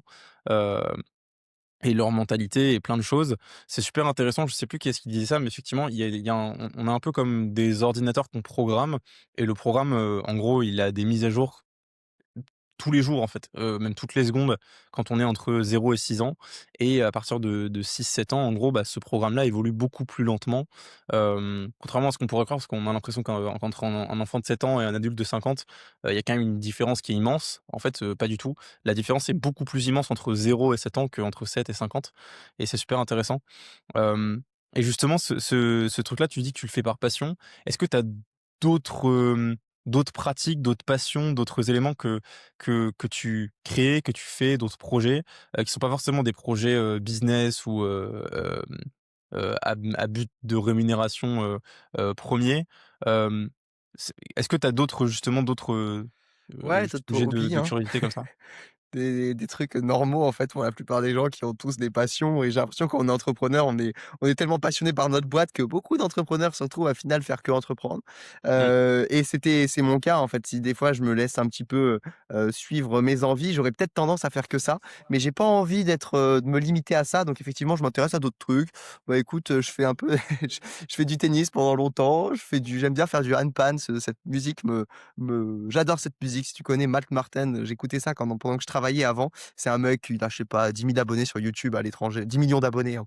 OK. Il fait du handpan, il tape Ah sur, oui, c'est la c'est bulle 2 comme ça là? bols. OK, C'est ça en fait, OK. les bols comme ça, c'est très tibétain, des pays asiatiques et en fait, les Suisses ont inventé, le handpan, donc qui est 2 sortes de bols, avec un trou en dessous et différentes notes.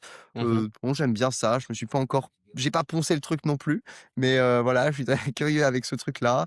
Là, le mois dernier, j'ai commencé à faire du cheval parce que j'avais envie de tester. Du coup, il y avait un centre équestre à la maison où j'étais avant. J'ai fait, 7-8 séances de cheval, tu vois?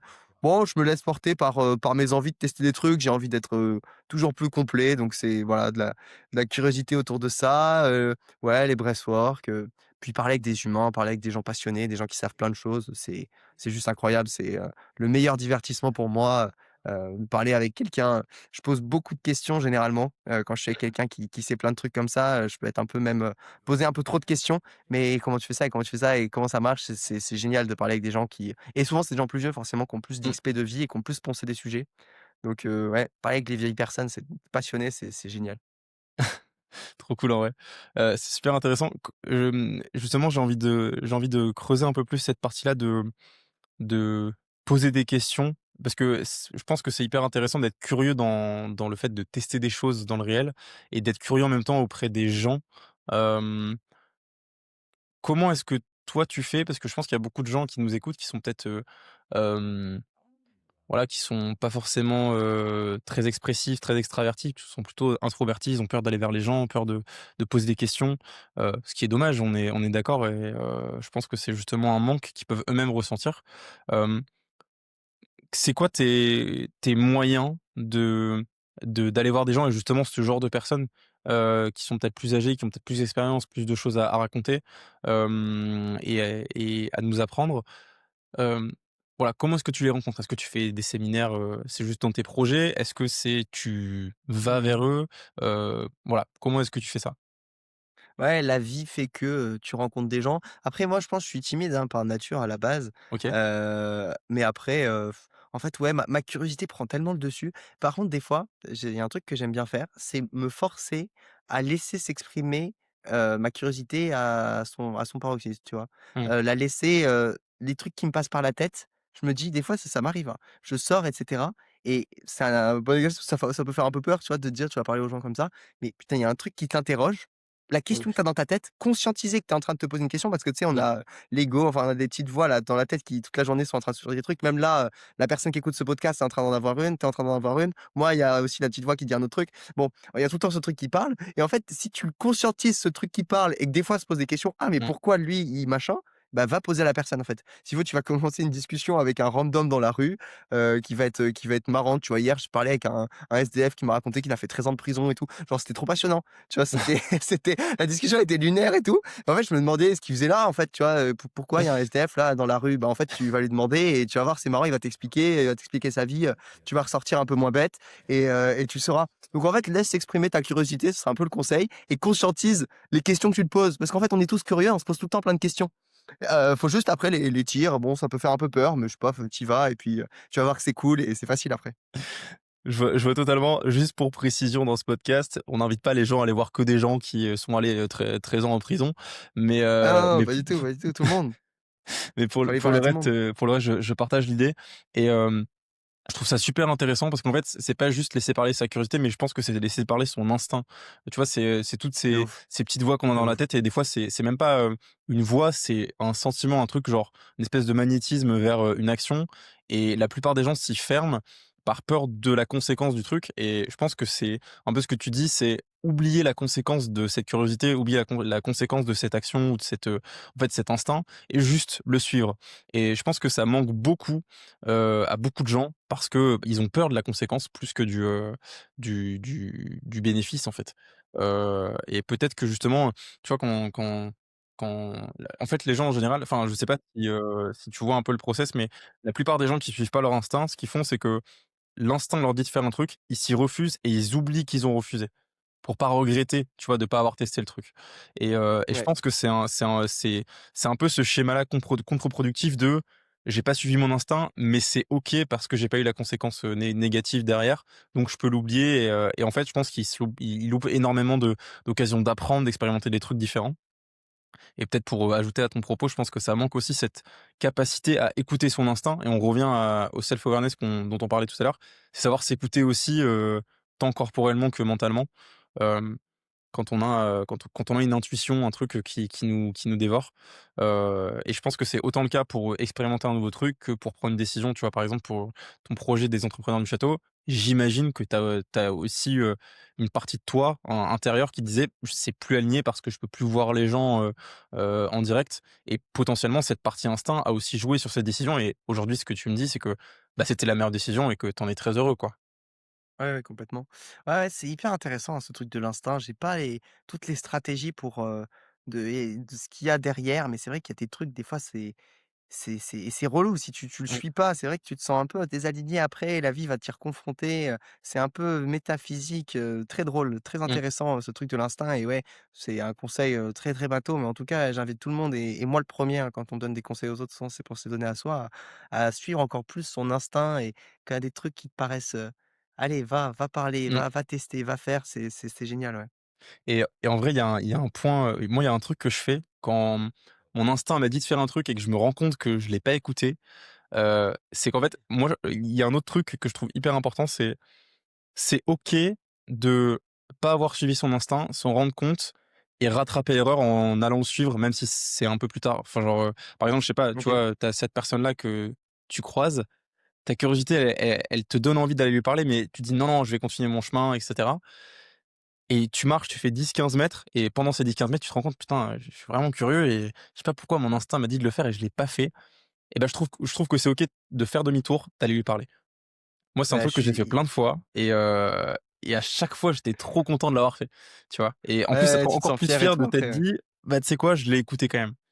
Je trouve que c'est Ouais, de super ouf. important de faire ce genre de choses et de l'expérimenter et peut-être une autre technique pour suivre son instinct, c'est commencer à le suivre sur des petites choses En fait, c'est un peu comme, pour n'importe quoi, c'est commencer petit et faire grossir le truc après. Ou alors au contraire se choquer. Il y a un peu les 2 types de profils.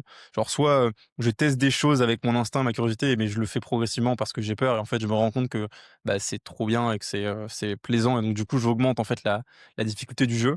Encore une fois, c'est un peu un jeu.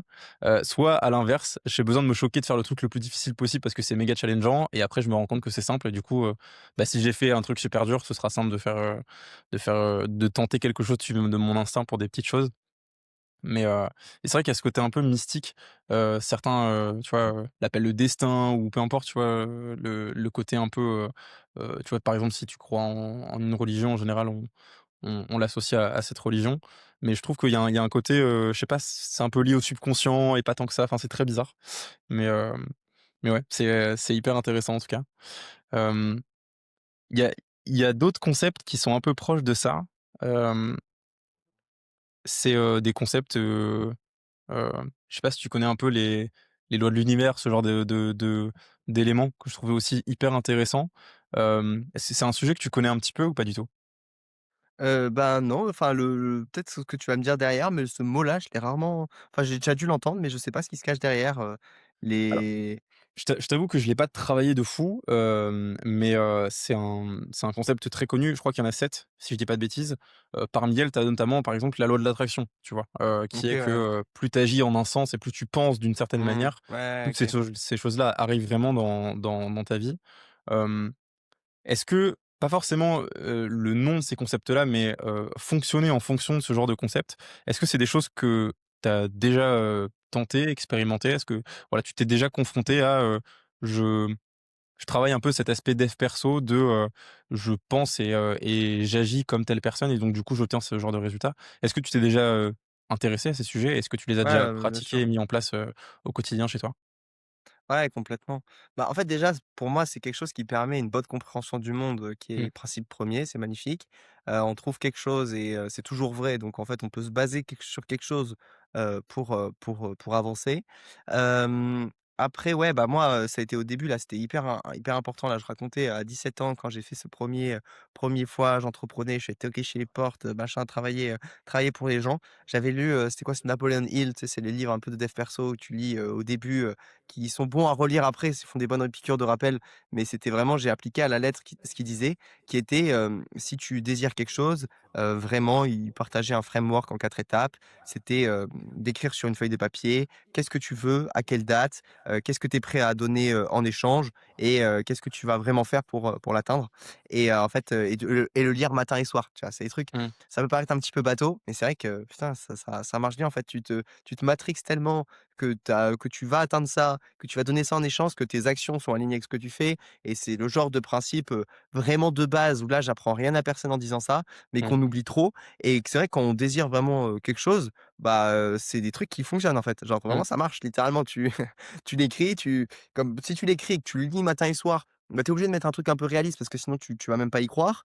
Tes mmh, actions dans la journée, tu vas être obligé de t'aligner avec, je suis, un mec, qui fait, 10 000 pas par jour, parce que je vais perdre 10 kilos, d'ici, 1 an, d'ici le 6, juillet, 2026. Bam, tu relis ton truc, bah, tu peux pas c'est difficile de pas y arriver, tu vois? Donc c'est un des trucs que je trouve, qui m'avait beaucoup aidé quand j'étais plus jeune et que je devrais peut-être refaire aujourd'hui, même si j'ai pas de gros objectifs, fixes et je me laisse peut-être un peu plus porter. Mais pour ceux qui en ont, c'est le genre de truc qui est top, tu vois? trop bien, carrément d'accord et c'est un peu enfin, c'est la manifestation de ce dont tu parles et c'est totalement vrai. Hem le sujet intéressant, c'est qu'en fait, ça ressemble, enfin, c'est pas que ça ressemble, c'est qu'au final, c'est une forme d'auto-coaching. Tu te coaches tout seul, Ouais, de ouf. et tu te répètes des choses qui semblent bateaux, mais en fait, je pense que justement, notre subconscient, il nous joue tellement de tours sur ce genre de sujet, en mode, on se trouve beaucoup d'excuses parce que le cerveau humain est fait comme ça et je pense que c'est le genre de manifestation qui t'interdit en fait de pas atteindre l'objectif et l'objectif, c'est la personne, qui réussit, donc du coup, c'est cette réussite.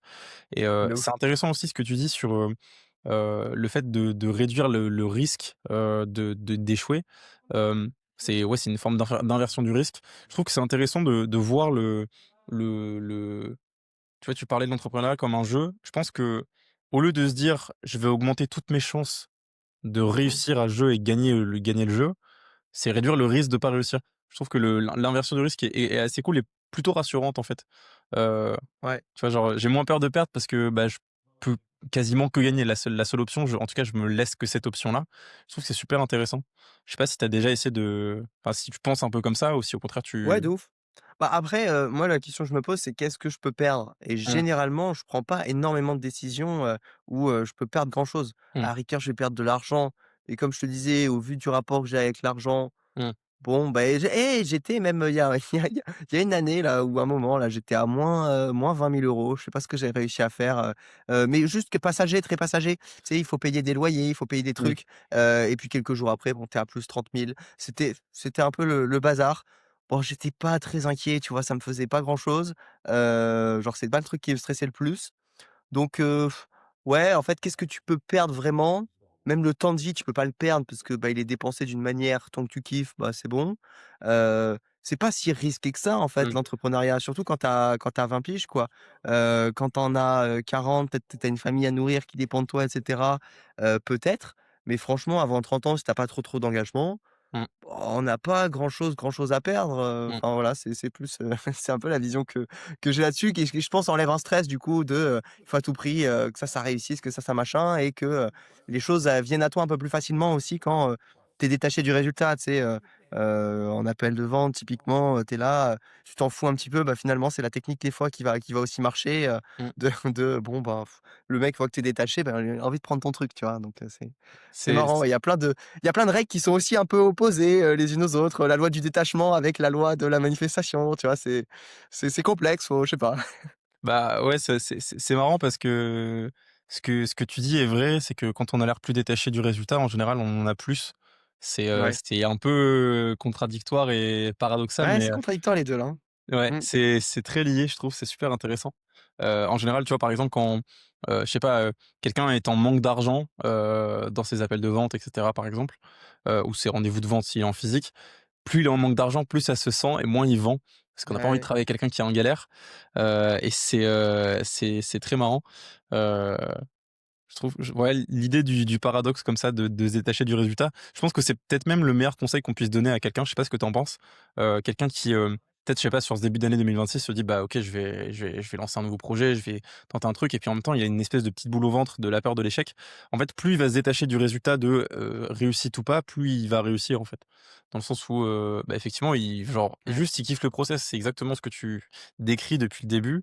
C'est, apprécier le fait de juste faire, de tenter des choses, de découvrir plus que, j'ai fait du cash ou de l'argent ou enfin voilà, ou avoir un résultat quelconque dans n'importe quel projet. Je trouve que c'est super intéressant.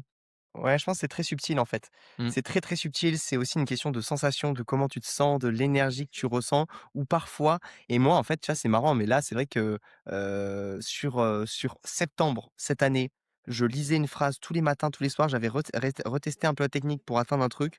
C'était l'énergie qui m'allait bien à ce moment-là de, on va chercher tel objectif, tout ça et là, en ce moment, je suis dans une énergie un peu différente de, je suis détaché, mais je suis réellement détaché parce qu'en fait, dire à quelqu'un: «Détache-toi du résultat» quand mmh, il peut se dire: «Je suis détaché», mais dans les faits, bah, en fait, il a des sensations dans son corps qui sont une preuve qu'il est pas vraiment détaché, bah, tu peux pas fake it ce truc-là, mmh. tu vois? C'est Donc clair. en fait, ça dépend, ouais, ça dépend des périodes, ça dépend des moods et tout. Faut utiliser les lois de l'univers, là, comme tu dis, un peu à son selon son état, son avantage et ce dont on a besoin, quoi.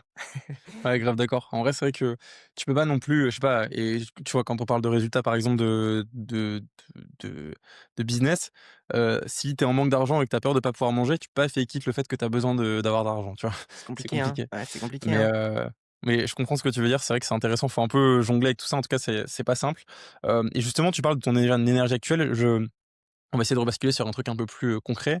Là, aujourd'hui, tu me disais que, voilà, tu changes pas mal d'endroits, où tu te poses, en parallèle voilà, ta vie perso où tu bouges beaucoup, tu explores, tu tentes des choses. Aujourd'hui, quels sont tes projets? Où est-ce que tu en es? Comment est-ce que tu évolues Ouais. depuis ce nouveau projet, des entrepreneurs du château, depuis ce projet des entrepreneurs du château? Aujourd'hui, qu'est-ce que tu fais? Quel est ton ou quelles sont tes, activités? Où est-ce que tu en es? Ouais, c'est une très bonne, c'est bien, c'est très intéressant. On aurait pu limite commencer par ça, parce que ça met un peu de contexte, sur ce que je fais, autre, que parler dans ce podcast de trucs un peu moins plus abstraits. En septembre, du coup, 1er septembre, j'ai arrêté EDC, on a rendu les maisons et OK. j'ai dû entre guillemets «reconstruire» depuis cette période-là. Là, on est le 6 janvier, Mmh. donc voilà, sur 3-4 mois. Je me suis mis au début sur plein de projets, j'ai pris plein de trucs. Je me suis dit: «Allez, c'est l'occasion d'explorer encore plus». Un des projets sur lequel j'ai commencé à travailler le 15 septembre, c'est une app mobile. J'étais pas passionné par le produit, enfin, je trouvais le produit sympa, mais pas passionné par, le résultat. C'est pour aider les étudiants à réviser. Mais en fait, très, très bonne entente avec, Océan, le fondateur de ça, qui est dev et qui cherchait quelqu'un qui enfin, pas s'associer de base, il cherchait quelqu'un pour lui faire de l'acquisition sur son app. Donc je me suis penché dessus pendant 3 mois et au bout de 3 mois, bah, on avait, quasiment, on est passé de zéro à 750 utilisateurs payants, 30 000 utilisateurs. Donc c'est un bon début en fait pour une app qui partait vraiment de rien, où il y avait plein de concurrents sur un marché un peu saturé. Comme l'aventure se passe bien, bah, on a décidé de s'associer, ça fait 2 semaines. En parallèle de ça, j'ai créé une agence de création de contenu avec Louise, avec qui je suis actuellement. Parce que l'objectif là, c'est que j'aille voir mes associés, qu'on passe du bon temps ensemble, à développer des business en présentiel, parce que derrière des ordis, au bout d'un moment, ça m'intéresse pas tant que ça. J'aime bien être Mmh. avec les gens, comme tu l'as compris. Donc là, on travaille pendant 2 semaines à fond et cetera. On aide des gens à se développer sur la création de contenu organique, tout ça. J'ai eu des personnes qui avaient le besoin de lancer plus des ads, des choses un peu plus, scalables. Bam, on est 4, on a créé une agence de publicité. Où on fait du Meta Ads OK. et sinon, j'ai aussi un accompagnement. J'ai un gars qui a un accompagnement, pour aider les salariés à acheter leur premier bien immobilier. Donc voilà, on OK. a associé aussi sur ce business-là. Là, c'est globalement les 4 choses et le but à terme, c'est de continuer à faire rentrer des projets, rendre des projets autonomes, structurés. J'aime beaucoup le 0 à 1, OK. là où il faut, trouver les choses les plus importantes qui sont le positionnement, l'angle qu'on va prendre, le storytelling, le marketing, qu'est-ce qu'on va essayer? J'adore tester des trucs. Tu vois, la Diane, c'est l'app pour les étudiants en médecine. En 3 mois, j'ai tout testé. Je fais du contenu organique, de l'affiliation, de la pub, des vidéos longues, des vidéos courtes, des formats différents. On teste tout et puis, au bout d'un moment, ah bah, on trouve la sauce secrète et bah, là, on peut le scaler le truc, tu vois? C'est trop cool. Je mets quelqu'un dessus, j'adore, au final, structurer, tu vois? On met quelqu'un dessus, il continue à développer ça. Moi, là, on va relancer des ads justement, on va tester parce que l'autre fois, ça a pas été gagnant. J'ai pas réussi à trouver le truc qui marchait. Bah, là, je mets plus de focus pour tester ça et tac, tac, tac, tu vois? Je saute de technique marketing en technique marketing et j'aime bien. OK, trop intéressant. Heu, c'est c'est c'est marrant cette idée de faire du 0 à 1 comme un plaisir, Ouais. ouais, c'est vraiment le ce qui semble être ton plaisir, c'est de lancer des choses et de partir de rien et de créer, en fait, c'est de créer quelque chose. Est-ce que tu penses et c'est une vraie question, parce que je pense que enfin, je pense que tu as pas la réponse aujourd'hui, mais peut-être que tu as des éléments de réponse et ça peut peut-être aider des gens qui sont un peu comme toi, m multitesteurs et cetera. Est-ce que tu penses qu'un jour, tu arriveras à te poser sur un truc, en devenir expert et genre pas bouger de ce domaine-là? Ou est-ce qu'au contraire, tu seras toujours un testeur, quelqu'un qui lancera de nouvelles choses, perpétuellement?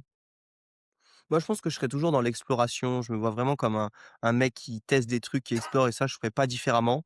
Aujourd'hui, me dire que j'ai plus qu'un projet et je dois le pousser à fond, je pense que ça me rendrait un petit peu malheureux en vrai, parce que ça m'ennuie. Je l'ai vu avec EDC, en vrai, c'était un projet où j'essayais d'être focus dessus, mais je me trouvais toujours d'autres trucs à aller faire pour, me divertir un peu plus.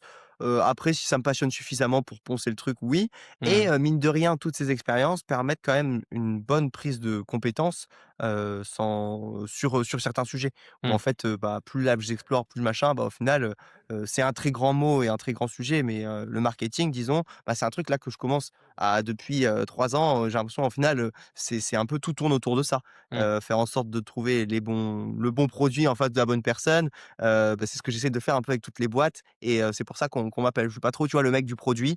Là, les personnes avec qui je m'associe, à chaque fois, c'est pas moi vraiment qui délivre le produit. Je suis plus là à m'occuper de cette partie, un peu marketing que je trouve, passionnante et qui, justement, tu vois, qui est, l'explication un peu des flux financiers, et des flux d'argent. Comment ça fonctionne? En fait, bah, il y a une explication qui est le marketing et je trouve ça intéressant, tu vois? C'est super intéressant et justement cette espèce de en fait, ce que j'y vois, dis-moi si je me trompe, c'est quelqu'un qui, en gros, est bon dans le marketing, Mais ta passion, c'est pas le marketing, c'est de découvrir des projets qui ont besoin de marketing. En fait, ton vrai kiff, c'est le projet en lui-même, mais juste tu veux pas être le vendeur du produit ou voilà, mais plutôt le marketeur, celui qui, associe justement le produit à un marché et à des humains. C'est hyper intéressant de voir en fait ce positionnement-là parce que du coup ça explique beaucoup de choses de tout ce qu'on vient de se dire, sur cette capacité à s'aligner et à se positionner. Mais du coup, j'ai une vraie question, pour toi. Dans un monde où il y a beaucoup de gens et je pense que c'est un discours, que tu as dû entendre aussi où on nous dit: «Il faut être expert». En gros, on fait plus on sera plus à même de faire appel à un expert sur une thématique où on a une grosse douleur qu'à un généraliste. Est-ce que dans ce monde-là justement, ça te fait pas peur de tout tester et d'être perçu comme un généraliste qui teste un peu tout et qui est pas expert sur un sujet? Ou est-ce qu'au contraire, tu penses que c'est pour cette capacité à être curieux que ça va attirer en fait des personnes, vers ton profil et qui justement vous ça va fédérer autour de ce profil-là plutôt que d'éparpiller les choses? Ouais. Ouais, bah, je me pose pas trop la question. En vrai, tu sais, je fais. Plus je fais, plus j'ai d'opportunités, plus il y a de Mmh. personnes qui viennent vers moi pour travailler avec moi, plus je le fais justement en vidéo, en expliquant un peu au monde, tu vois? Pour moi, internet, c'est l'endroit où tu peux toucher n'importe qui sur terre. C'est, le meilleur endroit pour délivrer ton message au monde, aujourd'hui. Bah, plus je le fais, plus j'ai des personnes qui viennent me voir, qui sont intéressées, qui ont envie de bosser avec moi. Je me fais pas trop de soucis pour ça et pour l'instant, j'ai plus, trop de projets que pas assez. Donc ouais, non, c'est pas, tu vois, ça me fait pas trop peur, au contraire, Trop cool. ça me fait kiffer et j'aime bien. Mais ouais, je vois en fait, limite, j'ai oublié cette, pensée que j'avais quand j'étais plus jeune, Mmh. où je me disais: «Putain, ça me fait chier de me spécialiser dans un truc» et au final, la vie a fait que j'ai fait de projet en projet et j'ai jamais besoin de ça. Mmh. Donc je sais pas, après ouais, pour devenir excellent dans un domaine, il faudrait peut-être faire que ça, sûrement et le faire à fond mais bon. Voilà, je suis très bien dans la position à laquelle je suis. C'est hyper intéressant de se dire que je dis souvent que c'est hyper intéressant parce que je suis curieux de tout, mais c'est OK. Hem, mais c'est hyper intéressant parce que, ce que j'entends, c'est quelqu'un qui est pas, particulièrement, inquiète de beaucoup de choses, en fait. Et je trouve que c'est assez rare, dans notre génération, d'avoir quelqu'un qui se pose pas trop de questions, pas de manière générale, parce qu'en vrai, bah, les jeunes sont plutôt des gens qui effectivement profitent de la vie et kiffent ce qu'ils ont à kiffer. Mais dans la partie pro, où justement ne pas se poser de questions, ne pas, avoir peur de l'avenir et cetera, bah, c'est quelque chose qui est relativement rare, dans nos générations. Mais toi, ça a l'air d'être plutôt le cas, voire totalement le cas. Mmh. Hem, Ça te vient d'où ce changement-là dont parce que tu me parlais qu'avant justement c'était le genre de problématique sur lesquelles tu te posais plein de questions et ça te faisait un peu peur. Ça te vient d'où cette capacité à justement pas trop t'inquiéter de l'avenir, ni des conséquences, ni, de quoi que ce soit d'autre que: «Est-ce que je teste suffisamment? Est-ce que j'explore suffisamment?» Ça te vient d'où cette espèce de sérénité-là? Ben, déjà, je l'ai pas forcément conscientisé et Mmh. c'est les gens comme toi qui m'ont dit ce genre de choses plusieurs fois et qui fait que quand les personnes ont une vision de toi aussi, tu deviens souvent cette personne-là. D'où l'importance de son entourage parce que quand quelqu'un te répète un truc à longueur de journée, bah, tu deviens comme ça. Tu sais, ça t'est déjà tous arrivé de, tu es dans une situation, au final, tes potes te font un compliment même sur un truc ou quoi et bah, du coup, tu vas te trouver encore plus stylé Mmh. ou à l'inverse, quelqu'un va te dire sur quelque chose et du coup, tu vas t'amener à Ouais, te c'est vrai. juger plus et te dénigrer. C'est vrai que ça, on me l'a dit beaucoup de fois, donc j'ai cette croyance qui s'implique de plus en plus que je suis assez détaché des résultats, Mmh. ce qui est vrai et du coup, j'ai essayé de chercher plus des explications. Parce qu'on m'a dit ça, je me dis: «Bah, je sais pas, c'est peut-être, génétiquement, je suis comme ça». Une des explications que je t'ai déjà sorti tout à l'heure, c'était le truc des voyages, où Mmh. j'ai l'impression que là, demain, j'ai plus une thune. Alors déjà, je sais que j'ai de la capacité de faire de l'argent, donc ça rassure. J'ai assez confiance en mes compétences pour ça. Peu importe quel business tu me mets, pour moi, je vois pas comment en 3 4 mois, allez 6 mois, j'arrive pas à faire, 10 000 € par mois avec le business. Franchement, aujourd'hui, j'ai l'impression que je pourrais toucher un peu à tout, tu vois? Sans me jeter trop des fleurs, mais c'est une croyance que j'ai et je pense que c'est une bonne croyance et je préfère la garder. Et puis après, au pire, bah, on peut toujours, sans trop de thunes, faire des super voyages, rencontrer des super gens. Je connais plein de gens qui pourraient, je pense, pour que j'arrive à ne plus avoir plus personne, plus rien, une vie, où je suis et même pas, je pense que je garderai quand même le sourire. Je me dirais: «C'est une sacrée expérience que la vie est en train de me faire vivre». C'est aussi peut-être mes croyances un peu spirituelles. On arrive sur le sujet un peu encore plus métaphysique où, bon, en une phrase, je suis, un être spirituel, en train de vivre une expérience humaine. C'est un peu ma croyance profonde, OK. qui est que, voilà, mon corps, voilà, il fait des mouvements, il réagit, il fait des trucs. Au fond et justement, en faisant des brainstorms, en faisant ce genre de trucs, j'ai eu un peu ces croyances qui me sont venues et du coup, j'ai un peu la foi. Alors des Mmh. fois, elle peut partir un peu, mais globalement, je trouve que j'ai assez foi en la vie, en ce qui va m'arriver et peu importe ce qui m'arrive, pour moi, c'est quelque chose qui fera peut-être, élever un peu ce passage sur terre est là pour peut-être élever un peu mon âme en conscience. Mmh. Donc, avec ces croyances-là, ouais, je pense que j'ai la foi, en fait, hein. Foi en la vie, quoi, en quelques mots, mais C'est en vrai, comment dire? C'est quelque chose que j'ai pas beaucoup entendu. C'est ouais. comment dire? Je t'ai pas encore posé la question de est-ce que tu es croyant ou pas en une religion, mais en fait, ce que je comprends, c'est que de manière générale, tu es croyant dans ta religion de, «Ce corps est une machine que j'occupe et qui me permet de vivre une certaine expérience dans ce monde, heu et tant qu'à faire, autant pas s'inquiéter». C'est et pour le coup, c'est typiquement et c'est totalement la philosophie, épicurienne, mais 100 quoi. Il y a vraiment, il y a aucune différence entre les 2. C'est vraiment Épicure, c'est, vis le jour, la vie c'est une seule fois et Mmh. c'est hyper intéressant. Pour le coup, carpe diem totalement, quoi. Donc Ouais et tu vois, en disant ça: «Mon corps est une machine que j'occupe», quand tu dis ça, ça veut déjà dire alors je sais pas si c'est une phrase que tu pourrais sortir dans un autre contexte ou quoi, mais c'est, ce que tu es en train de dire, c'est: «Je suis pas mon corps». Donc si je suis pas mon corps, qu'est-ce que je suis? mmh, Du coup, ça amène à la naissance de peut-être l'âme. Bon après on met des mots pour essayer de comprendre des concepts qu'on n'arrive pas à comprendre en mmh, tant qu'humain. mmh, Mais du coup, est-ce que ça ces choses-là existent? J'en sais rien. Après, c'est des intuitions, des conclusions d'expérience.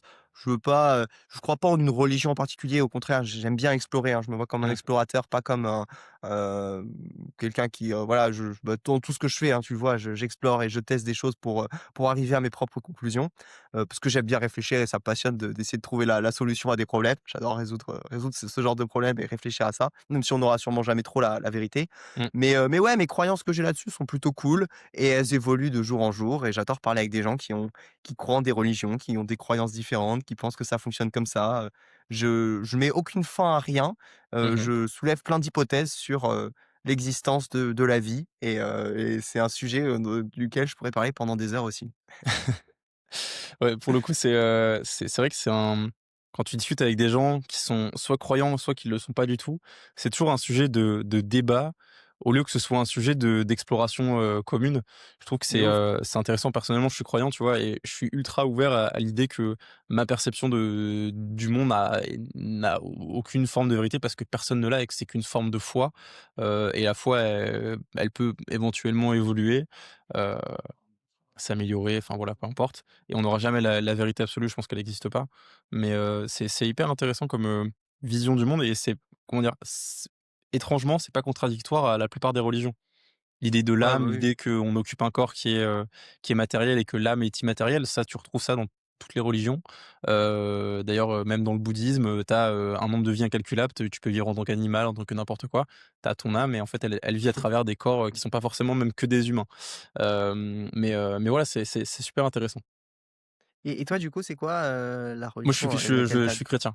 Je suis chrétien, j'ai OK. eu, des hauts et des bas, religieux, disons. Je suis passé de, enfant de cœur à, rien du tout. Ensuite, je suis redevenu chrétien. Enfin, voilà. C'est une évolution aussi, personnelle un peu Ah, c'est étrange, génial. mais, ça évolue, c'est normal. Donc, OK, c'est génial et c'est quoi? Ça a été du coup, bah, pendant ton éducation, je suppose? Et c'est quoi ouais, ouais, ouais. aujourd'hui qui te fait, adhérer? C'est quoi en fait qui t'intéresse le plus? C'est les valeurs, qui sont derrière? C'est l'histoire qu'on raconte? C'est quoi un peu ce qui te fait adhérer et te dire: «Je suis chrétien»? En fait, pour moi, comment dire? En fait, je c'est très bizarre parce que je suis chrétien, mais pas catholique. Je vais pas à l'église, j'estime ne pas avoir besoin d'un prêtre pour, aller OK. prier. J'ai pas besoin d'un intermédiaire pour échanger avec Dieu et donc aller à la messe, pour moi, c'est plus un côté soit communautaire, soit sectaire dont j'ai pas forcément besoin. Et j'aime bien justement, pas me fermer au carcan catholique pour échanger spiritualité. Tu vois, typiquement, je peux discuter spiritualité avec toi Mmh. sans que tu sois, de la même religion que moi et je préfère largement. Et Ouais, pour autant, bah, voilà, moi en fait, j'ai plutôt juste une croyance dans Jésus, tout simplement. Dans génial. l'idée que, hem tu vois, je trouve que c'est intéressant, encore une fois, d'appliquer ce genre de concept de l'inversion du risque et c'est un des seuls perso en fait, faut imaginer l'époque dans parce que moi, j'aime beaucoup l'histoire, faut imaginer l'époque dans Trop laquelle bien. ce personnage-là a vécu et à quel point son discours et tous les mots qui sont rapportés, c'est juste indécent à l'époque, mais indécent et aujourd'hui encore, chacune des phrases qu'il prononce, résonne comme quelque chose de purement juste et bon et l'autre point qui me fait enfin, en fait, il y a plein de choses qui me font croire. Tu as, des dizaines, je crois que tu as genre 70 miracles confirmés, par, des centaines de personnes, tu as, en fait, tu as aussi le fait que n'importe quelle personne qui applique ce qui se passe dans la Bible et ce qu'on lui dit de faire dans sa vie, ne peut voir que sa vie que évoluer de manière positive. Genre, tu regardes les phrases et ça a été prouvé par plein d'études. En fait, peu importe, ce que tu fais, si tu suis les commandements de la Bible, logiquement ta vie s'améliore et je trouve ça hyper intéressant de se dire, c'est peut-être pas la vérité absolue, c'est peut-être pas, totalement, le monde dans lequel on est et je pense que c'est il y a tellement de choses abstraites aussi dans la Bible que tu peux pas, tout comprendre, c'est impossible et au-delà de ça, enfin, il y a pas une vérité absolue mais je trouve ça curieux qu'il y ait quelqu'un, il y a 2000 ans, qui était sorti un tas de phrases, qui ait fait un tas de choses, qui te semblent encore justes, bonnes, incroyables et inexplicables, et qui étaient validées par autant de gens. Donc soit les gens étaient tous fous à l'époque, soit il y a une part de vérité et je pense que c'est cette, curiosité-là de il y a une part de vérité que j'arrive pas à expliquer, qui fait que je crois en ce personnage-là plus qu'en la religion en général. Heu, Tu vois? Et c'est un personnage qui est présent dans toutes les religions, ce qui fait qu'en plus de ça, je suis encore plus, tu vois, ça voilà, ça Mmh. monte encore ma croyance. Jésus, c'est, OK. l'homme le plus saint même dans la religion musulmane. Enfin voilà, il y a plein d'éléments qui font que ce personnage-là me passionne. Je pense que c'est plutôt ça, c'est une Ouais. passion au personnage, en fait. Ouais, OK, j'ai compris. Très, très grand fan de Jésus personnellement aussi, vraiment masterclass ce gars, il a bien, bien percé en tout cas. Ouais. On en parle aujourd'hui pendant ce podcast et beaucoup de gens en parlent. Mais du coup, est-ce que par rapport au livre, tu as une croyance dans la Bible, peut-être le Nouveau Testament? C'est quoi que tu t'appuies en fait pour avoir ces écrits? Est-ce qu'il y a d'autres livres que tu as lus Ouais. aussi, qui parlent justement de Jésus et que tu conseillerais? Ça m'intéresse beaucoup, j'en ai lu aussi un petit peu. Alors, moi, ce que j'aime, c'est comment dire? C'est, l'étude. Je suis pas du tout dans l'idée de, genre, tu sais, je vais pas te brandir un grand bouquin, j'ai une bible pas loin là. Je vais pas te brandir un grand bouquin et dire: «Ça, c'est la vérité, ne lis rien d'autre, tu juste besoin de ça». J'ai lu le Coran, version française, donc évidemment, il faut savoir que dans le Coran, il y a des traductions, qui sont plus ou moins les bonnes et cetera. Tu as des perceptions un peu différentes, mais dans le Coran aussi, on parle de Jésus, et de son histoire. Et d'ailleurs, c'est, l'homme le genre le plus pur, c'est-à-dire que c'est le plus saint qui puisse exister. Il a jamais fait de péché globalement, hem et Mahomet est plutôt le prophète, le plus important. Je crois qu'il est présent dans le bouddhisme aussi, d'une certaine manière. J'avoue ne pas avoir lu les textes bouddhistes, parce que c'est vraiment pas ma culture, mais je pense que c'est un truc qu'il faudrait que j'arrive à lire et à explorer parce qu'il y a probablement d'autres réponses qu'il y a pas dans la Bible, et qui pourraient potentiellement ouvrir mon champ de perspective, spirituelle.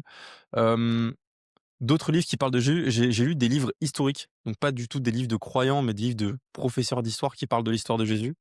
Et il y a aussi des analyses, politiques, tu vois? Jésus, c'est le premier gars qui a vraiment travaillé le personal branding à fond, c'est d'ailleurs le meilleur puisque, faut quand même se rendre compte aussi de la folie Ouais, au-delà ouais, de ouais. l'aspect spirituel, des miracles et tout ça de toute l'histoire.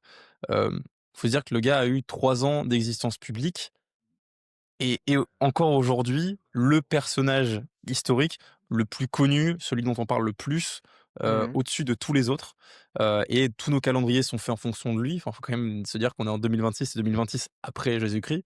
On l'oublie De souvent, mais folie, hein. c'est totalement vrai. On est calqué sur lui, en fait. Nos vacances sont calquées sur lui, Pâques, Noël, j'en passe.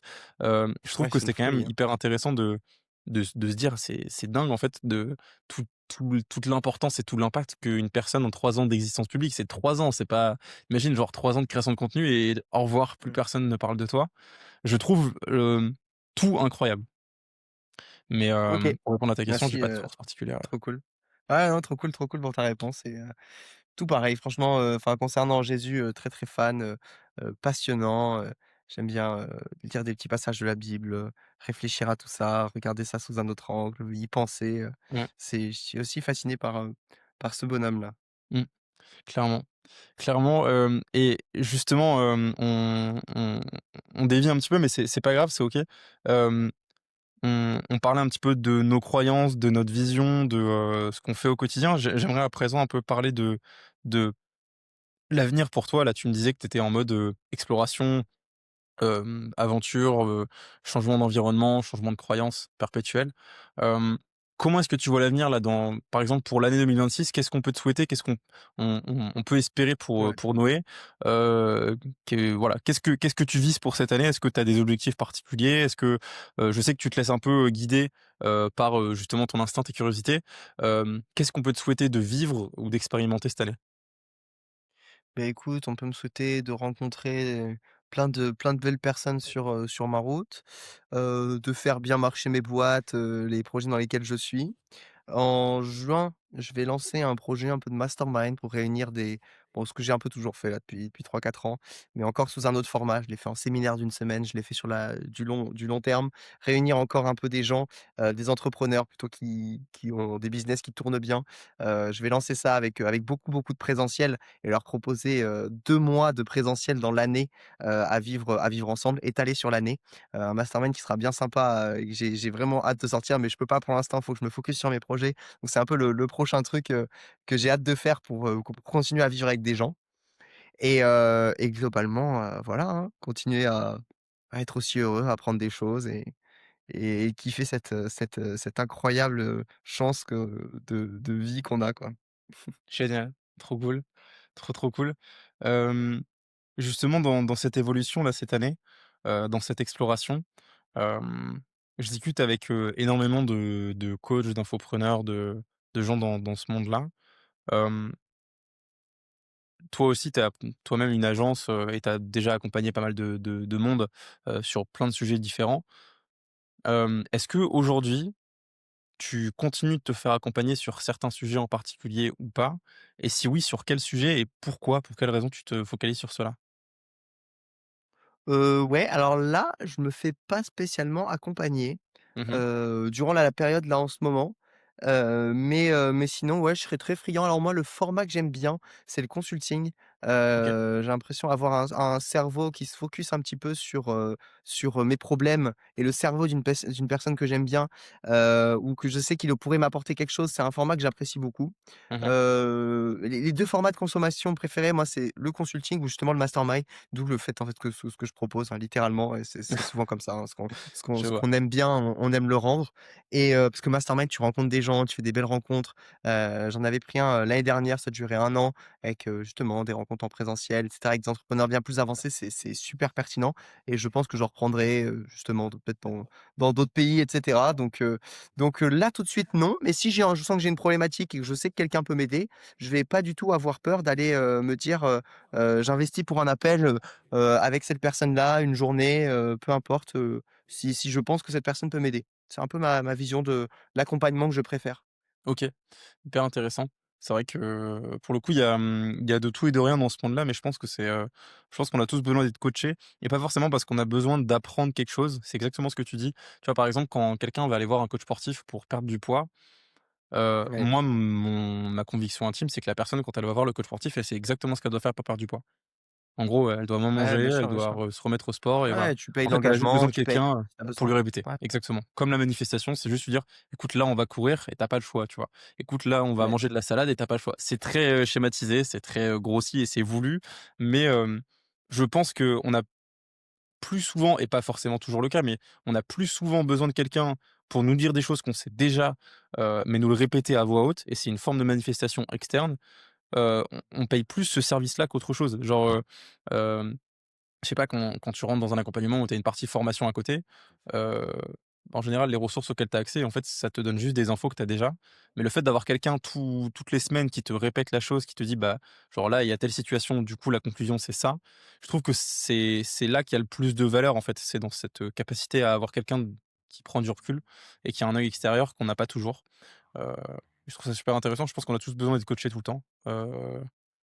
Pas forcément sur tous les Ouais. sujets, mais sur certains où on a des lacunes, où justement on a besoin d'être un peu poussé et ça mène à peut-être un petit dernier sujet, le fait de s'associer avec quelqu'un.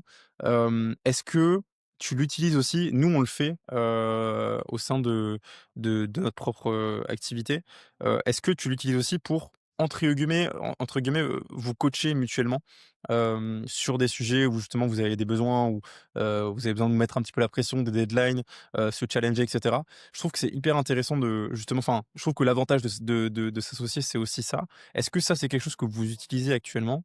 C'est quelque chose que tu as déjà mis en place et si oui, sur quel sujet et comment? Ouais, de ouf. Bah, je pense que c'est aussi un auto-coaching où, ça permet de te voir si tu t'analyses aussi comment tu fonctionnes avec un associé, si machin, ça te permet de voir certaines choses. Là, moi, par exemple, je me suis rendu compte de patterns qui se répétaient entre, différentes associations. Bah, tu es en mode: «Ah ouais», tu te remets en question sur des trucs, tu vois? Je me retrouvais souvent à faire des tâches qui n'étaient pas forcément celles que j'étais censé faire, dans le Mmh. deal, mais en fait, à trop prendre le lead, à vouloir que ça avance encore plus vite et cetera, et au final, ça peut créer des tensions parce que tu vas faire le travail de quelqu'un d'autre. Donc là, tu vois, avec de l'auto-coaching, au final, je me suis rendu compte grâce aux autres qui sont le meilleur miroir de nous-mêmes, Mmh. me rendre compte de ce que je pouvais améliorer. Et après, ouais, évidemment, bah, en fait, quand tu t'associes avec quelqu'un, c'est qu'il est assez complémentaire, que ce soit humainement ou, en termes de compétences.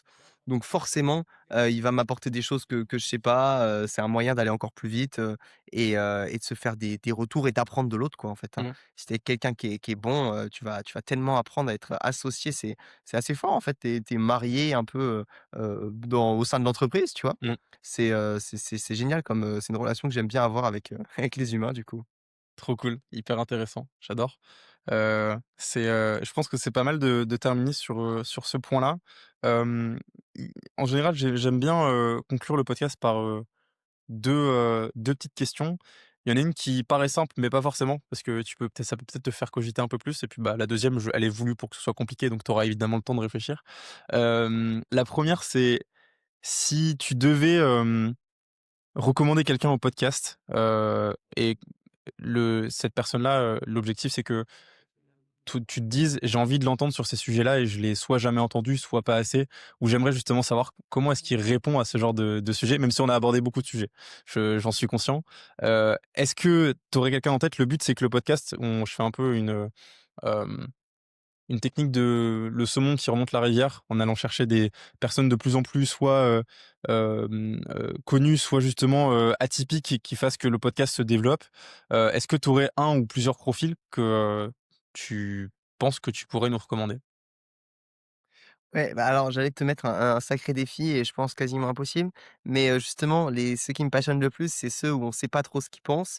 Mmh. Et typiquement, j'aimerais bien avoir la l'avis de Macron qui gère notre super pays sur, ses croyances spirituelles et ce qui est bon ou pas selon lui. Ça serait passionnant de d'avoir, mais en fait, il peut pas Mmh. dire vraiment ce qu'il pense, c'est complètement impossible, mais je serais passionné et je suis sûr que Macron se pose les mêmes questions que nous, à se demander ce qu'on fout sur terre, et juste il est Mmh. censé faire genre qu'il gère parce qu'il a le pays, tu vois, responsable.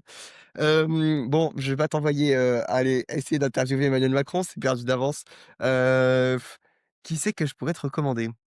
Potentiellement quelqu'un Quelqu'un dans avec ton qui j'ai entourage, que tu connaisses de près ou de loin, des gens qu'on pourrait contacter, pas forcément un big guest, mais potentiellement quelqu'un quand même d'assez intéressant, tu vois? Qui, tu sais, il s'appelle Tristan sur les réseaux sociaux. Tristan Vincent? Heu, non, non, non, Tristan, un mec qui fait des vidéos justement, il a fait des vidéos pas mal sur le breathwork et cetera. Il a Ah, fait une mais vidéo YouTube Vertefeuille, qui un m'a truc comme ça? permis. Ouais, c'est ça, c'est exactement OK. ça. Il a permis à plein de gens de savoir ce que c'est le breathwork, quand je leur en Mmh parle, mh. ils me parlent de ses vidéos et je l'ai jamais trop entendu. Alors il a dû faire des podcasts, j'ai peut-être pas été assez curieux, mais OK. ouais, Tristan de Feyer Wang, Ouais, je pense c'est qu'il a ça. plein de choses intéressantes à raconter. Alors je pourrais aller chercher sur YouTube, mais je pense Il qu'il est passé dans Sans permission, mais on l'a pas trop entendu sur d'autres sujets, en tout cas pas OK. suffisamment. Ça pourrait être intéressant effectivement de l'inviter. Je sais pas si tu as son contact, mais sinon j'essaierai de le contacter, mais c'est intéressant en tout cas. Ouais, si enfin, je connais quelqu'un qui a son contact, je sais, je peux dégoter ça si tu veux. OK, bah, écoute, avec plaisir, ça peut potentiellement m'intéresser, ouais. On en discute après, mais en tout cas, merci pour la reco, je pense que ça peut être super intéressant. Au top. Deuxième question et là, je vais peut-être, un peu plus te faire, cogiter. Le OK, but, c'est que, tu te poses, sur, la thématique suivante.